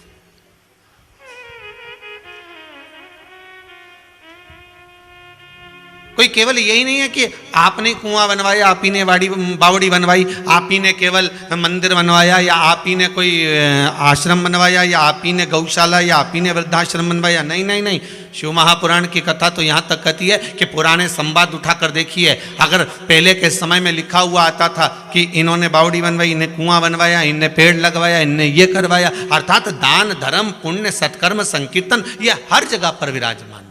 ऐसी कोई स्थान नहीं था जहां नहीं था। सर्वस्वता जहां पर, हर जगह। अब ब्राह्मण देवता आज देख रहे हैं, ब्राह्मण देवता मंदिर में जाते हैं, पूजन करते हैं, स्मरण करते हैं, आनंद पाते हैं, पर घर पर थोड़ा सा प्रसाद लेकर आते हैं और इतने में कोई मांगने आ गया तो ब्राह्मण देवता वो भी दान दे देते हैं। शंकर का जो भगत होता है ना, शिव का जो उपासक होता है ना, उसकी एक लक्ष्यता रहती है कि भगवान अगर मुझे देगा ना तो मैं इतना प्रदान कर दूंगा। मैं भगवान अगर मुझे देगा ना, जैसे आपसे बार बार कहते हैं कि भगवान शंकर से एक प्रार्थना जरूर करना, इस कार्तिक के महीने में मेरे कुबेरेश्वर महादेव से, महाकाल राजा से, विश्वनाथ से कहकर जाना कि बाबा मेरे जीवन में एक बार धन ऐसा देना कि मैं भी दोनों हाथों से लुटाकर इस शिव महापुराण की कथा को करवा सकूं। बाबा से ही विनती कर कर जाना। और इतना विल पावर अपना मजबूत होना चाहिए, इतनी प्रबलता होना चाहिए, आपका विश्वास इतना दृढ़ होना चाहिए। सबसे कहना मुझे बाबा देगा और ऐसा देगा कि एक बार शिव महापुराण की कथा जरूर करवाऊंगा। इतना मुझे देगा, ये मुझे विश्वास है, ये मुझे भरोसा है, ये मुझे दृढ़ता है। छोटा मोटा विश्वास लेकर मत जाना। अरे किसी के पास जाओ ना तो उसके पास में जरा भारी बनकर जाना है, ऐसे हल्के बल्के बनकर नहीं जाना है। एक राजा ने कह दिया मेरे नगर में कल डोंडी पिटवा दो, सारे नगर को सूचना करा दो कि मेरे नगर में जो जिस वस्तु को छुएगा वो उसकी हो जाएगी। सारे नगर के लोगों ने तैयारी कर ली, सुबह उठते से मैं तो राजा का रथ छूंगा, कोई के मैं घोड़ा, कोई सोचे हार, कोई के धन, कोई के महल, कोई के दौलत, कोई के अटारी, कोई के जमीन, कोई के पुष्प वाटिका सारा, तो कोई के राजा की रानी सुंदर में उके छू लूंगा।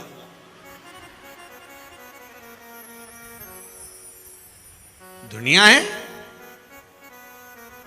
सबने तैयारी करी। सवेरे जैसे गेट खुला सब राजा के महल में चले गए, कोई कुछ छू रहा, कोई कुछ छू रहा। राजा ने कहा देते जाओ देते जाओ देते जाओ देते जाओ। आखिरी में एक छोटा सा लंगोट लपेटा हुआ छोटा सा बच्चा, कोई साधु सा, कोई तपस्वी था, आया और राजा के सिंहासन पर चढ़ गया और राजा के सिर पर हाथ रख दिया, छू लिया। बस राजा ने कहा ब्राह्मण देवता, ए गुरुवर, ए सन्यासीवर, ए योगीवर, आपको सिंहासन चाहिए? नहीं। आप और कुछ वस्तु छू लो, जो आपको चाहिए ले जाइए। नहीं, मुझे आप चाहिए। मैंने आपको छुआ है। राजा ने कहा महाराज आप मुझे छुए, बाकी की वस्तुओं को क्यों नहीं छुआ? संत योगी सन्यासी तपस्वी कहता है जब राजा ही मेरा हो जाएगा तो वस्तु तो वापस इकट्ठी हो जाएगी। राजा मेरा होना चाहिए जिसकी आज्ञा चलती है, राजा मेरा होना चाहिए जिसकी आज्ञा चले। एक बार ताली बजाए तो सेना सामने। उन्होंने ये नहीं किया कि सेना को छू ले, तुम्हें जो चाहिए वस्तु वो छू लीजिए। अब राजा को उसने छू लिया, अब राजा कह दे कि मुझे ला कर दो, राजा कह दे कि वापस धर दो, तो ये तो राजा के ऊपर आधारित है। तो राजा को अगर छू लिया तो राजा तुम्हारे कहने पर। उसी तरह हमें कहीं नहीं जाना, अगर हमारा विश्वास दृढ़ है, हमारा भरोसा पक्का है, तो हमें देव आदिदेव महादेव का स्पर्श अर्थात शंकर भगवान के शिवलिंग को छूना है। राम मंदिर में जाओगे तो राम जी को नहीं छू पाओगे, कृष्ण मंदिर में जाओगे तो द्वारकाधीश को नहीं छू पाओगे। कौन गया द्वारका जी और छू कर आया भगवान को? किसी भी मंदिर में जाओगे आप भगवान को नहीं छू पाओगे। केवल दुनिया में एक ही मंदिर है और वो है भगवान भोलेनाथ जी का। आराम से बैठे हुए हैं, तुम्हारी मर्जी पड़े जब आ जाना और छू के चले जाना, पानी लोटा भर चढ़ा जाना, अलमस्त होकर बैठे एकांत में। तुम्हारी मर्जी पड़े तब छुओ, क्योंकि भगवान कहते हैं दुनिया के लोग उसको उज्जैन का क्या कहते हैं? उज्जैन का राजा कहते हैं, काशी में उसे काशी का राजा कहते हैं, सोमनाथ में उसे सोम का राजा कहते हैं, केदार में उसे पहाड़ों का राजा कहते हैं। वो जगत का राजा है, उसका मात्र स्पर्श कर लेना ही समझ लेना कि कोई वस्तु तुम्हें बाकी की छूने की जरूरत नहीं, मांगने की जरूरत नहीं, वो तुम्हारा हो गया, तुम उसके हो गए। फिर क्या दिक्कत है?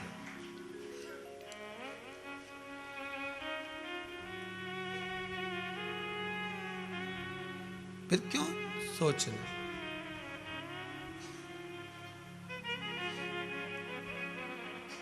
फिर कहीं सोचने की जरूरत ही नहीं पड़ेगी।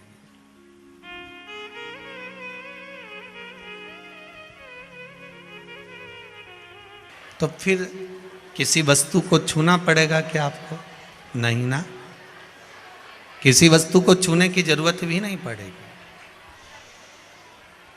अगर एक बार राजा आपका हो गया, एक बार आपने अगर स्पर्श कर लिया भगवान शंकर के स्वरूप को, भगवान शिव को एक बार स्पर्श कर लिया, फिर किसी वस्तु को छूने की जरूरत नहीं, आपको स्वतः मिल जाएगा।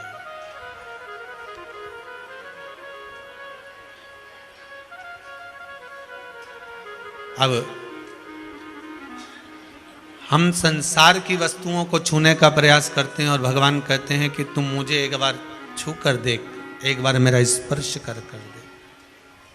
जब एक बार तूने मुझे छू लिया, स्पर्श कर लिया, फिर कहीं जाने की जरूरत नहीं पड़ी।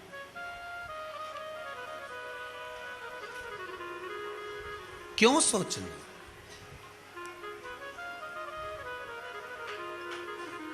हरि दया की न होती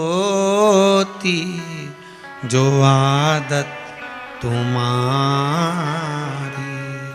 तो सुनी ही रहती अदालत तुम्हारी।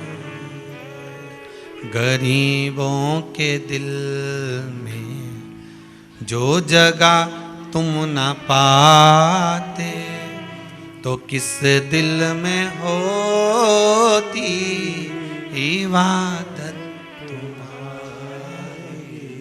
कौन पूछता?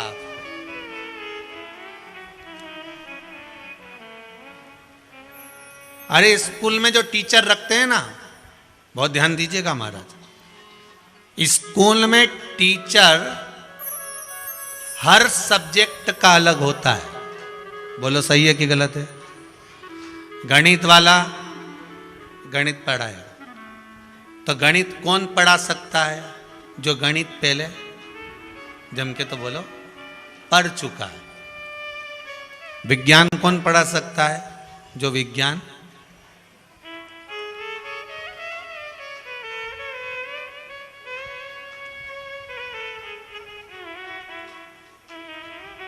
जो पढ़ चुका है वही तो पढ़ाएगा।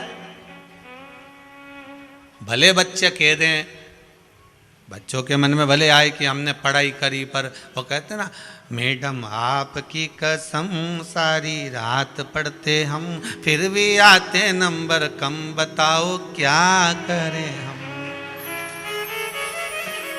अब करे तो करे क्या? पहला पेपर है हिंदी, उसमें आती है बिंदी, अब करें क्या? दूसरा पेपर है विज्ञान, जिसमें नहीं हमें ज्ञान। अब ध्यान आवे तो जो गणित पढ़ा हुआ होगा वही तो गणित पढ़ाएगा। जिस क्लास में तुम पढ़ रहे हो वो क्लास उसने निकाल दी है, और गणित पढ़ाते पढ़ाते पढ़ाते पढ़ाते इतना रम गया कि वो क्लास में आता है, कलम उठाता है और ब्लैक बोर्ड पर लिखना चालू कर देता है और तुम्हें समझाता है कि तुम ऐसा करना।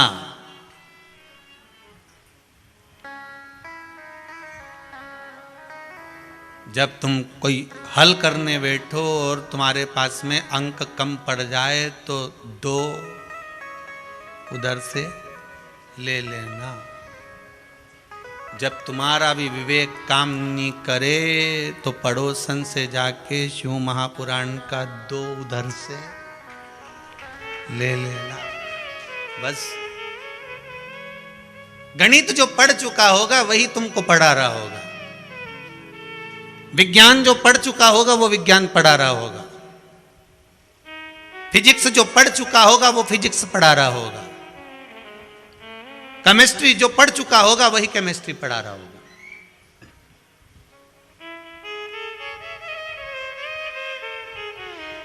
तो हमको तो ये लगता है वेद व्यास जी ने इतनी सारी चीजें, इतनी सारी बातें शिव महापुराण में लिखी है, मतलब ये पहले प्रयोग करके देख चुके हैं, इसलिए उन्हें लिखकर तुम्हारे पास में भेज दिया। टीचर प्रबल है, और टीचर अगर पक्का है, जिसने पढ़ाया लिख दिया। कई टीचरों ने अपनी अपनी किताब भी लिखी है, तुम पढ़कर देखना, उसमें लिखा रहता है डॉक्टर, और उनने ये किताब लिख दी, उनने वो किताब लिख दी, उनने ये लिख दिया, उनने तो उनने लिखी, मतलब पहले उनने पढ़ाई करी, पढ़ाई करने के बाद उन्होंने अध्ययन करने के बाद अपने जीवन में उतार लिया कि हाँ इसके करने से ये फल होगा, ऐसा करा जाएगा तो उससे ये मिलेगा। भगवान शंकर को काली तिल चढ़ाने से ये होगा, काली मिर्च चढ़ाने से ये होगा, भगवान शंकर के शिवलिंग का निर्माण करने से ये होगा, भगवान शंकर को बेलपत्र चढ़ाने से ये होगा, भगवान शंकर को जल चढ़ाने से ये होगा, भगवान शंकर को दूध चढ़ाने से ये होगा, पंचामृत चढ़ाने से ये होगा। उन्होंने पहले प्रयोग कर कर देख लिया। मतलब टीचर सब चीज हल करके देखता है, उसके बाद तुम्हारे सामने आता है। कोई ऐसे कोई स्कूल में रख लेता है जो तुम्हें पढ़ा रहा है, कोई ऐसा ही होगा।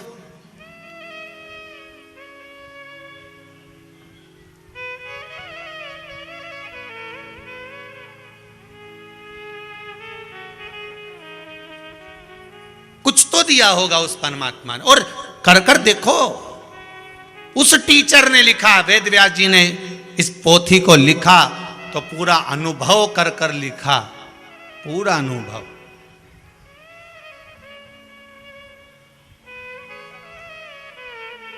और देखो,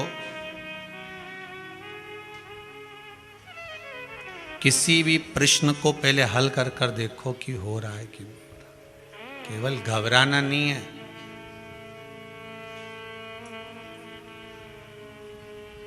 केवल घबराना नहीं है। जो समुद्र के किनारे पर चलते हैं उनको बड़ा आनंद आता है मॉर्निंग वॉक के टाइम पर, क्या हवा आ रही है, कितनी अच्छी लहरें चल रही है। पर वो चलने वाले को ये नहीं मालूम कि वो जो नहा रहा है ना समुद्र की लहरों में, उसको देखकर इसका जीवड़ा कुड़ता कितना अच्छा नहा रहा है। पर जो नहा रहा है उसके मन में आता है कि मैं नहा तो रहा हूं, परंतु एक वो अंदर गोता लगा रहा है समुद्र के अंदर, उसको कितना मजा आ रहा होगा। जो गोता लगाना चालू करा तो उसके मन में आया एक बिल्कुल नीचे तक जा रहा है, और इतनी नीचे पहुंच गया कि वहां से सीप में से मोती लेकर आ रहा है। बस हमें भी वही करना है, केवल किनारे तक नहीं रहना। केवल शिव महापुराण को केवल यहाँ से सुनी, यहाँ से निकाल दी, बची कुछ ही थी, कपड़ा में से झटकार दी। घर पहुंचे तो लोगों ने पूछा क्या गई थी, कहाँ गई थी? सियोर गई थी। क्या करने? कथा सुनने के लिए। क्या लेके आई? खिचड़ी का प्रसाद।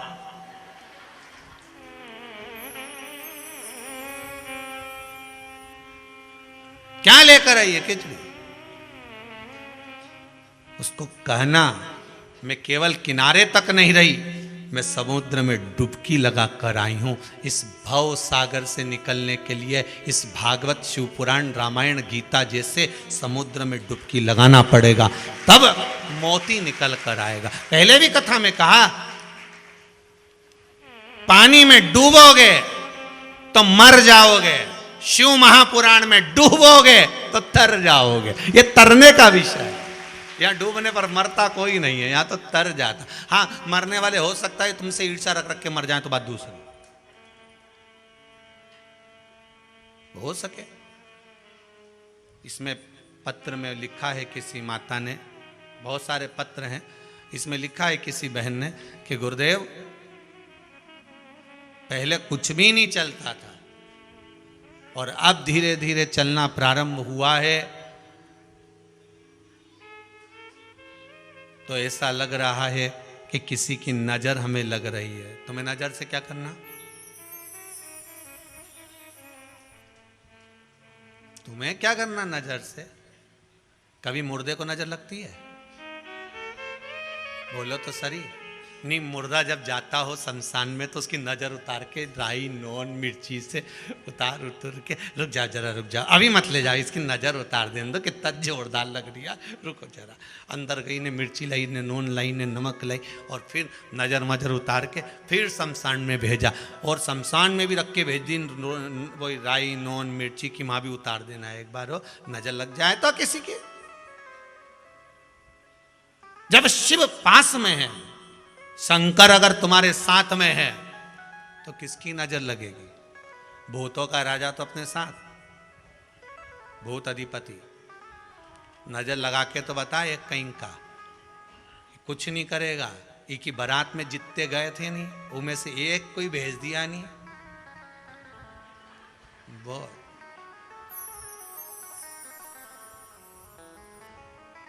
और आप सबको मालूम है बारात में कैसे कैसे गए थे। किसी के 12 हाथ, किसी के हाथी नहीं, किसी की छाती तो मुंह ही नहीं, गर्दन ही गर्दन, और किसी किसी का इतना इतना शरीर तो नीचे से गायब ही हो गया, किसी का पांव नहीं तो रेंग के चल रहा। कितना विचित्र। शंकर भगवान की बारात गई और देवताओं ने कहा भी, खूब कहा कि साहब ऐसे बाराती लेकर जा रहे हो। भगवान बोले ऐसे जा रहे हैं, यही सबसे बड़ा आनंद का भाव है। तुम्हारे यहां सब वीआईपी को बुलाते हैं, हमने इनके ही बुलाया। तो शादी में ये क्या काम करेंगे? शादी में तो अच्छा काम का व्यक्ति होना चाहिए। शंकर भगवान बोले ये जो करेंगे वो तुम भी नहीं कर पाओगे। अच्छा क्या करेंगे ये?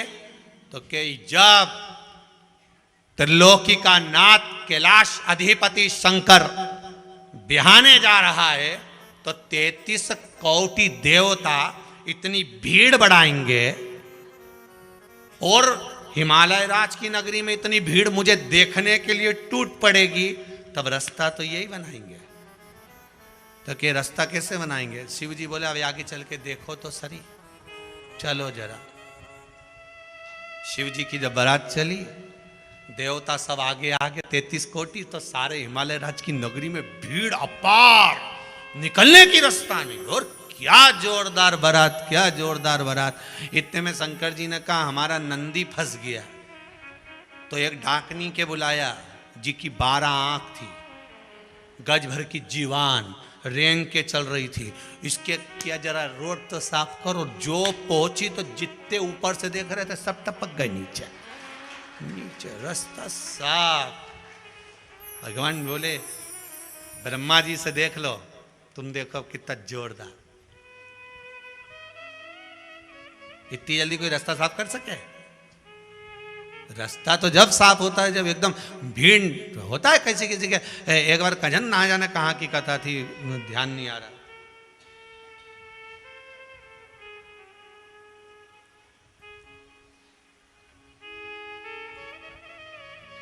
ध्यान नहीं आए। हैदराबाद के श्याम मंदिर, खाटू श्याम मंदिर की कथा, चप्पल बाजार में है। अब वहाँ पर लोग बेलपत्री, पहले बेलपत्री जो देते थे तो व्यासपीठ से दे देते थे सबको, क्योंकि ठीक है लोग लेकर जाएं।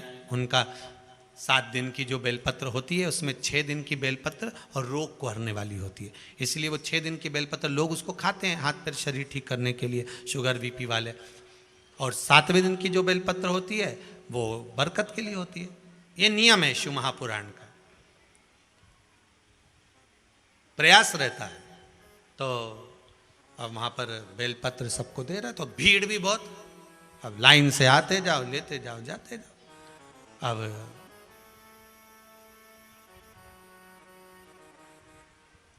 एक माताजी को ऐसा लगा कि अपना तो नंबर ही नहीं आएगा, पीछे थी वो, बहुत पीछे है। अब उन्हें क्या राम जी लीला रची, और उनके तो आ गए महादेव, जो चिल्लाए। तो आधे तो जो खड़े थे सब पीछे, जान दो, आगे जान दो, जान दो। और वो यूंच हिल के सबसे आगे हो गई। उन्हें जो बेलपत्री ली ने चुपचाप खाती हुई, चुपचाप खाती खाती। अब हमने आशीष से कहा, हमने गजब की टेप, गजब।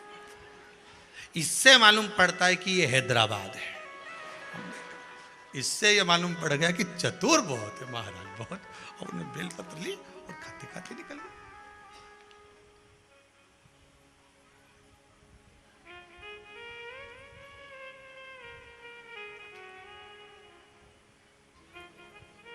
अब वो रास्ता कैसे साफ होना है ये तो शिव जी जानते हैं, मार्ग कैसे सुलभ होना है शंकर जी जानते हैं।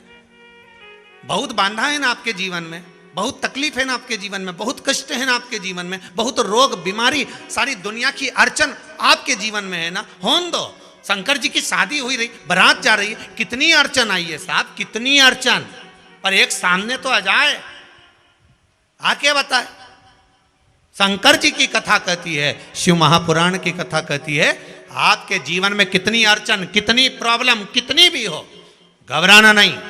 आप शंकर के उपासक हो, शंकर की कथा सुन रहे हो, नजर वजर सब जाने दो, शिव जी की आराधना में लगे रहो, रास्ता अपने आप क्लियर होता चले जाएगा, आगे बढ़ते चले जाओगे। बांधा कितनी भी हो हटती चली जाएगी। आप विश्वास रखकर अग्रण्य होते जाओ, आप विश्वास रखकर आगे बढ़ते जाओ, जितना विश्वास रखकर बढ़ते जाओगे उतना सुख पाते जाओगे। अब ये मत कहो कि नजर लग रही है ना जाने किसी की, हमारा तो काम धंधा चल गया बड़े, तो चलने दो ना, तुम काय को बोलो नजर लग रही, तुम्हें क्या करना नजर लग रही।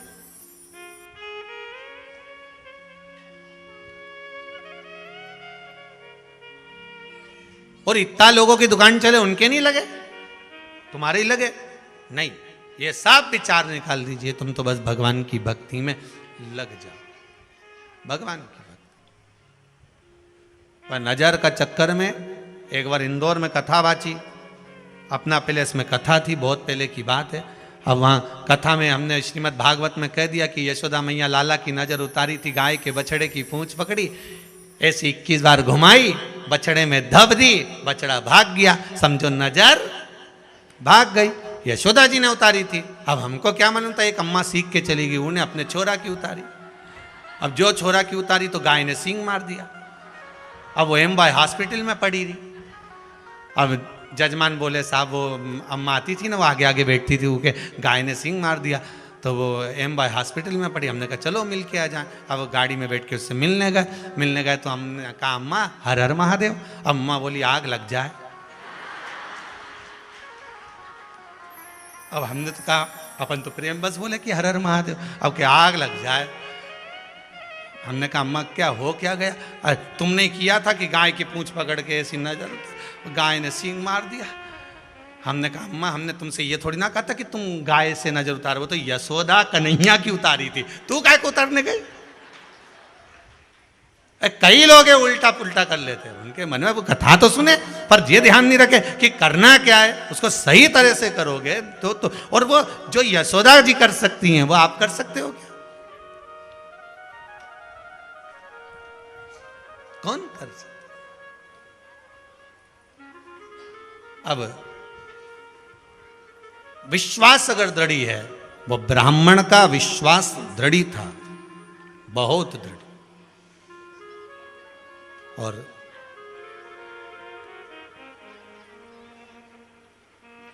ब्राह्मण का जब विश्वास दृढ़ी रहा, शंकर जी की आराधना में डूबा रहा, जो लेकर आता, कहीं कोई मांगने वाला आ जाता तो उसको दे देता। पत्नी बड़ी दुखी थी, बताओ, एक तो घर में कमाई नहीं हो रही, एक तो घर में इनकम नहीं हो रही, एक तो घर में कुछ आ नहीं रहा, और ऊपर से बचा कुचा थोड़ा लेकर आते हो तो वो किसी दूसरे को दे देते हो। पत्नी भी दुखी। पर पत्नी कभी अपने पति को नहीं कहती थी कि तुम दान मत करो, कि पुण्य मत करो, कि सत्कर्म मत करो, कि तुम ये मत करो, कभी नहीं कहती थी। उसका एक फर्ज था, करो, ये शरीर जब तक चल रहा है दोनों हाथों से दान करते रहना, पुण्य करते रहना, भजन करते रहना। ना जाने परमात्मा ने इस बार क्यों दिया, ये मानव शरीर दिया, क्यों दिया, इतना धन दिया, क्यों दिया। भगवान अगर कटोरा पकड़ा के चारबत्ती चौराहे पर छोड़ देता तो ये भगवान ने कृपा कर कर थोड़ी सी संपदा दी है, तो इसका प्रयोग कर लीजिए, सदुपयोग कर लीजिए, और उसका प्रयोग जब करोगे तो जीवन का सुख प्राप्त होगा।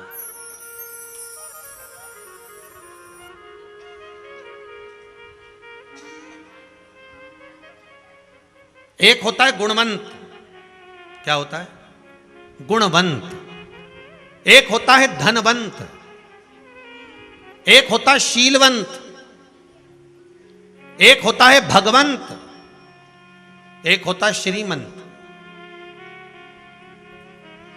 शिव महापुराण की कथा कहती है, गुणवंत होना, धनवंत होना, श्रीमंत होना,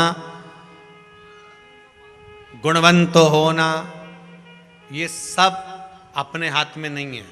धनवान वो बनाएगा तब तुम बन पाओगे, गुणवान वो बनाएगा तब तुम बन पाओगे, शीलवान वो बनाएगा तब तुम बन पाओगे। शीलवंत, गुणवंत, धनवंत, श्रीमंत, ये सब बनना हमारे हाथ में नहीं है। पर शिव महापुराण की कथा कहती है, एक तुम्हारे हाथ में है, भगवंत बनना तुम्हारे हाथ में है। तुम भगवान के भगवंत बन जाओ तो भगवान धनवंत भी बना देगा, श्रीमंत भी बना देगा, गुणवंत भी बना देगा, शीलवंत भी बना देगा, सब कुछ दे देगा।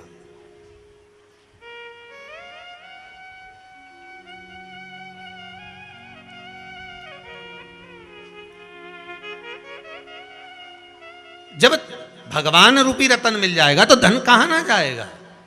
एक छोटा सा गरीब व्यक्ति, एक गरीबड़ा अगर कुछ गलत काम करे ना तो लोग कहते हैं, बताओ उनके छोरे ने ये कर दिया। और बहुत सेठ वाला व्यक्ति, बहुत पैसे वाला व्यक्ति और छोटा व्यक्ति अगर मदिरा का भी पान करे, मदिरा का भी पान कर ले तो लोग कहते हैं, बताओ उसने मदिरा पी ली। और बड़ा व्यक्ति अगर मदिरा का पान करे, वो तो बड़े घर के हैं साहब, अब उनके यहाँ तो फैशन है, वो तो सब चले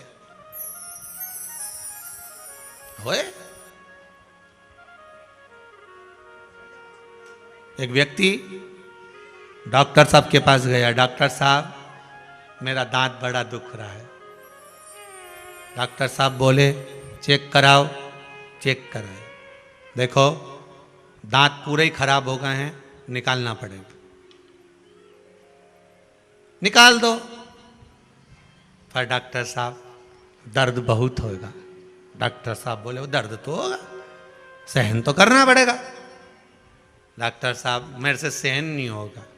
तो डॉक्टर साहब बोले, तुम्हारे जीवन में, अच्छा ये बताओ, दर्द नहीं हो, तुम ऐसा कुछ जीवन में कभी पहले कहीं चोट लगी हो और दर्द, तो क्या हाँ एक बार पी के जा रहा था, गाड़ी से गिर गया, तब दर्द नहीं हुआ था। डॉक्टर साहब ने अपने कंप्यूटर को बुलाया, चलो एक काम करो, इसको अब ये दर्द हो तो इसलिए इसको एक बोतल एक ही पिला दिया। अब पिलाई। डॉक्टर साहब बोले, निकाल लें, दर्द होगा कि अभी तो ऐसा लग रहा है कि दर्द होगा। डॉक्टर साहब ने कहा, और दे दो इसको, और दे दो, फिर और दे दो। अब जो पूरा नशे में हो गया, डॉक्टर साहब बोले, लाओ अब इसका दांत निकालें। इतने में वो खड़े होकर बोला, की के बाप में दम है, तुम्हारा दांत निकालेगा। डॉक्टर साहब बोले, इससे तो पहले ही अच्छा था, इसको छोड़ के आओ घर, वापिस घर छोड़ के आओ। किसमें दम जो मेरा दांत निकाल। छोटा करे कह दिया ये मदिरा पान कर रहा है, ये नशा कर रहा है, बड़ा करे तो लोग कहते हैं ये फैशन का क्रम हो गया उनका। महाराज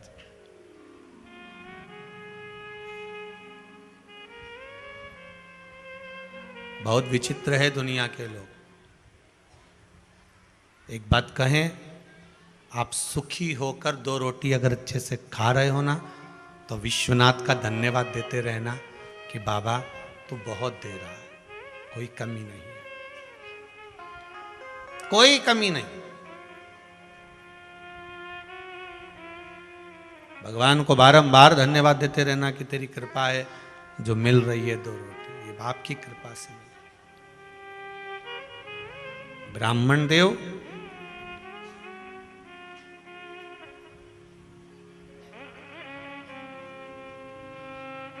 ब्राह्मण देवता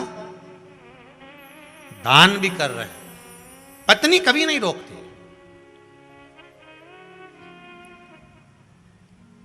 कभी नहीं रोकती। एक आज की पत्नी होती तो बात उसे, मनुष्य के शरीर में 1036 नाड़ियां होती हैं। कितनी? जम के बोलो जरा। 1036 नसें मनुष्य के शरीर में होती है।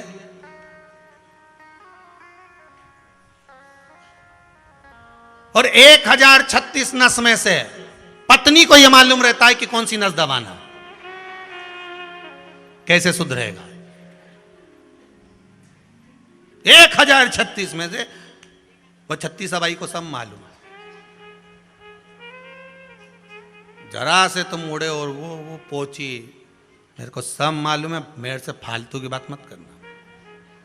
तुम अब पार्टी में क्या कर रहे थे मेरे से मुंह से मत सुनना, बिल्कुल मैं तुम्हें बता दे रही हूं। इतने में तो वो बैग उठाया, ऑफिस चले गया। उके मालूम है भी नस दबा देगी 2 मिनट में। कई मतलब होती है कहीं कहीं की धर्म पत्नी। एक होती है पत्नी जो पति को पतन के रास्ते पर ले जाती है, एक होती है धर्म पत्नी जो पति को धर्म के पथ पर ले जाती है। धर्म पत्नी का फर्ज, ये यहां जागृति बहन बैठी हुई हैं और श्री अभय जी सारस्वत जी के यहाँ से बहू रानी बैठी हुई हैं, दीपिका जी। तो हम इनको दोनों को देखकर यही विश्वास रखते हैं कि आप दोनों अपने पतियों को धर्म के पथ पर लेकर आई हो। ये पक्का है कि चलो शिव महापुराण के यजमान बनना है, शंकर की कथा का अनुमोदन करना है, रसास्वादन ग्रहण करना है, भगवान की भक्ति में डूबना है। और यही की यही चमड़िया परिवार में भी हुआ था पहले। हम ये चमड़िया जी जाने ना जाने, पर उनकी जो धर्म पत्नी थी, नहीं कथा करवाना है, नहीं चलना है, नहीं सत्संग करना है, नहीं स्मरण करना है।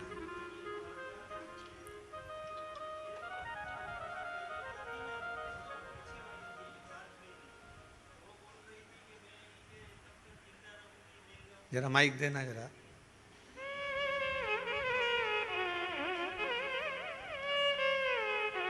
हो जाएगी।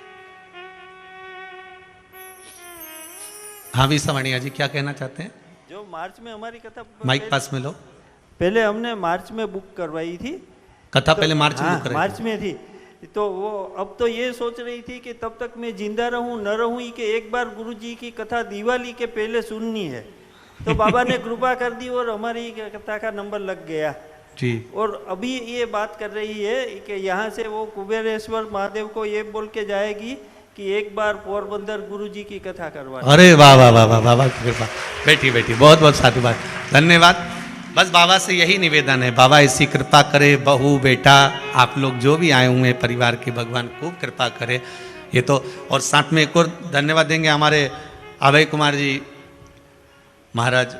सारस्वत जी तो अभी व्यासपीठ पर बोल के ही जा रहे थे कि हर साल बोला था, हर साल, यहाँ तक कह दिया उन्होंने कि 12 वर्ष तक आप तो एक एक शिव महापुराण की कथा देते रहो। बाबा की कृपा ऐसी है, करुणा है। और हम तो आपसे भी कहेंगे बाबा ऐसा आपको भी दे, इतना दे कि बाबा आपको देता रहे और आप ऐसे शिव महापुराण की कथा करवाते रहो। जीवन का एक सुख है। फिर निवेदन करेंगे, कुबेरेश्वर धाम की धरा पर बैठे हो, जो चोर को कुबेर बना सकता है वो क्या अपने को नहीं दे सकता? विश्वास रखिएगा, भरोसा। सुबह एक भैया कोई बैग टांग कर आए थे, वो आंख में आंसू भरकर रो रहे थे, तो उनको वापस बुलाकर पूछा क्या हुआ, क्या ये बताओ। कहते हैं बस मेरी मम्मी ने बड़ा विश्वास रखकर मुझे यहां भेजा है। मेरी 3 बजे की ट्रेन से मुझे वापस जाना है, पर मेरी माँ ने मुझे विश्वास रखकर भेजा है कि इस भूमि पर अगर गया है तो ये पक्का है कि कुछ ना कुछ बाबा भला करेगा। तो हमने कहा अगर विश्वास लेकर आए हो ना बाबू, अगर विश्वास लेकर पहुंचे हो ना, तो ये पक्का है कि वो हारने तो नहीं देगा। अगली बार तू आएगा तो तेरी आंखों में प्रसन्नता के अश्रु होंगे। अभी भले दुख के हो कि कहीं तकलीफ हो, हृदय में घात हो, कोई बात हो, इसलिए, पर अगली बार आएगा ना तो प्रसन्नता के अश्रु तेरे पास में होंगे, प्रसन्नता के। बस विश्वास रख कर जाओ, इस भूमि से भरोसा रख कर देखा। झोली मेरी तंग बाबा तेरे यहाँ कमी नहीं, हे बाबा तेरी कृपा से विराजा हूं, मुझे विश्वास है तू खाली नहीं भेजेगा, करुणा तेरी। यहीं से मतलब नहीं, आप किसी भी शिव मंदिर में जाना, कार्तिक का महीना चल रहा है, शंकर जी के मंदिर में जाकर अगर दीपदान कर रहे हो, शंकर जी के मंदिर में जाकर दिया लगा रहे हो, बेलपत्री के पेड़ के नीचे, पीपल के पेड़ के नीचे, आंवले के पेड़ के नीचे दीप प्रज्वलित कर रहे हो, बाबा का नाम लेकर श्री शिवाय नमस्तुभ्यम बोलकर, शंकर जी का गुणगान गाकर आप लगा कर देखो दीप, बाबा क्यों ना सुनेगा, क्यों ना सुने।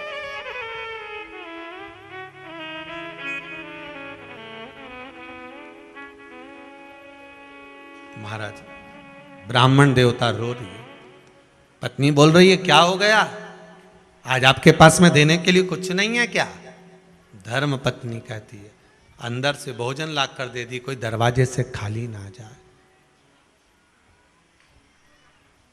तुम्हारी कमाई का भोग पत्नी भी करेगी, बच्चे भी करेंगे। जो दुकान पर बैठकर कमाया, नौकरी कर कर कमाया, सर्विस कर कर कमाया, छल से कमाया कि बेईमानी से कमाया कि झूठ बोलकर कमाया कि कपट कर कर कमाया, तुम्हारी कमाई का भोग 1 का 2 कर कर कमाया, तुम्हारी कमाई का भोग पत्नी भी करेगी, बच्चे भी करेंगे। किस तरह से कमाया उसका धन का भोग पत्नी और बच्चे सब करेंगे, परिवार पूरा तुम्हारी कमाई का भोग करेगा। पर एक बात अपनी बुद्धि में बिठा कर रखना कि जिस तरह से कमाया है उसके कर्म का भोग ना पत्नी को भोगना पड़ेगा, ना बच्चों को भोगना पड़ेगा, कर्म का भोग तू अकेला भोगेगा। इसलिए तैयारी कर कर रखना कि कमाओ, पत्नी और बच्चों को दो, परिवार में खर्च करो, मना नहीं है, पर किस तरह से कमाया है उसकी कमाई का थोड़ा सा भाग निकाल कर कहीं दान में, कहीं धर्म में, कहीं पुण्य में, कहीं किसी गरीब की विद्या में, कहीं किसी के मंगल विवाह में, कहीं बाबा के चरणों में, कहीं ना कहीं कथा सत्संग स्मरण में थोड़ा थोड़ा लगाते चलना, क्योंकि कर्म का भोग पत्नी और बच्चे नहीं भोगेंगे। तूने जिस तरह से कमाया है उसका भोग तुझे अकेले भोगना पड़ेगा। तब उस परमात्मा के सामने तेरी जब फाइल खुले तो परमात्मा भी कहे कि तूने झूठ बोलकर कमाया था, छल कर कर कमाया था, कपट कर कर कमाया था, बेईमानी कर कर कमाई थी, पर उसकी कमाई का भाग तूने कहीं अच्छी जगह पर लगाया था, इसलिए उनको भी बैकुंठ ले गया और तू भी बैकुंठ आ गया। कर्म का भोग तुझे भोगना है, दूसरा नहीं भोगेगा। करो, तुम्हें जो करना है करो, पर भोगने के पहले, देने से पहले उसमें से अगर 100 रुपए पत्नी को दे रहे हो कि ले अलमारी में रख दे, कमा कर लाया हूं, नौकरी का आया है, सर्विस का आया है, रखो अलमारी में कि बच्चों की पढ़ाई में लगाएंगे, विद्या में लगाएंगे, ये सामान लाएंगे, धनतेरस पर जाएंगे तो ये सामान, उससे पहले उसमें से कमाई निकाल कर थोड़ी सी अलग रखना कि ये सत्कर्म में लगाना है, मैंने लेकर आया हूं सत्कर्म में लगाना।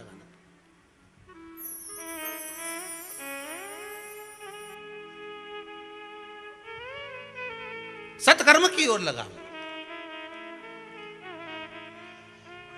फिर कहेंगे अगर दान भी नहीं कर सकते हो, किसी जगह पर लगा भी नहीं सकते हो, तो अपने ऊपर खर्च करना सीखो। अपने ऊपर खर्च कर।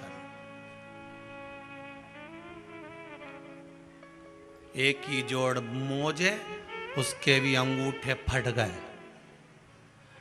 मोजे पीछे रह गए, अंगूठा बाहर निकल गया।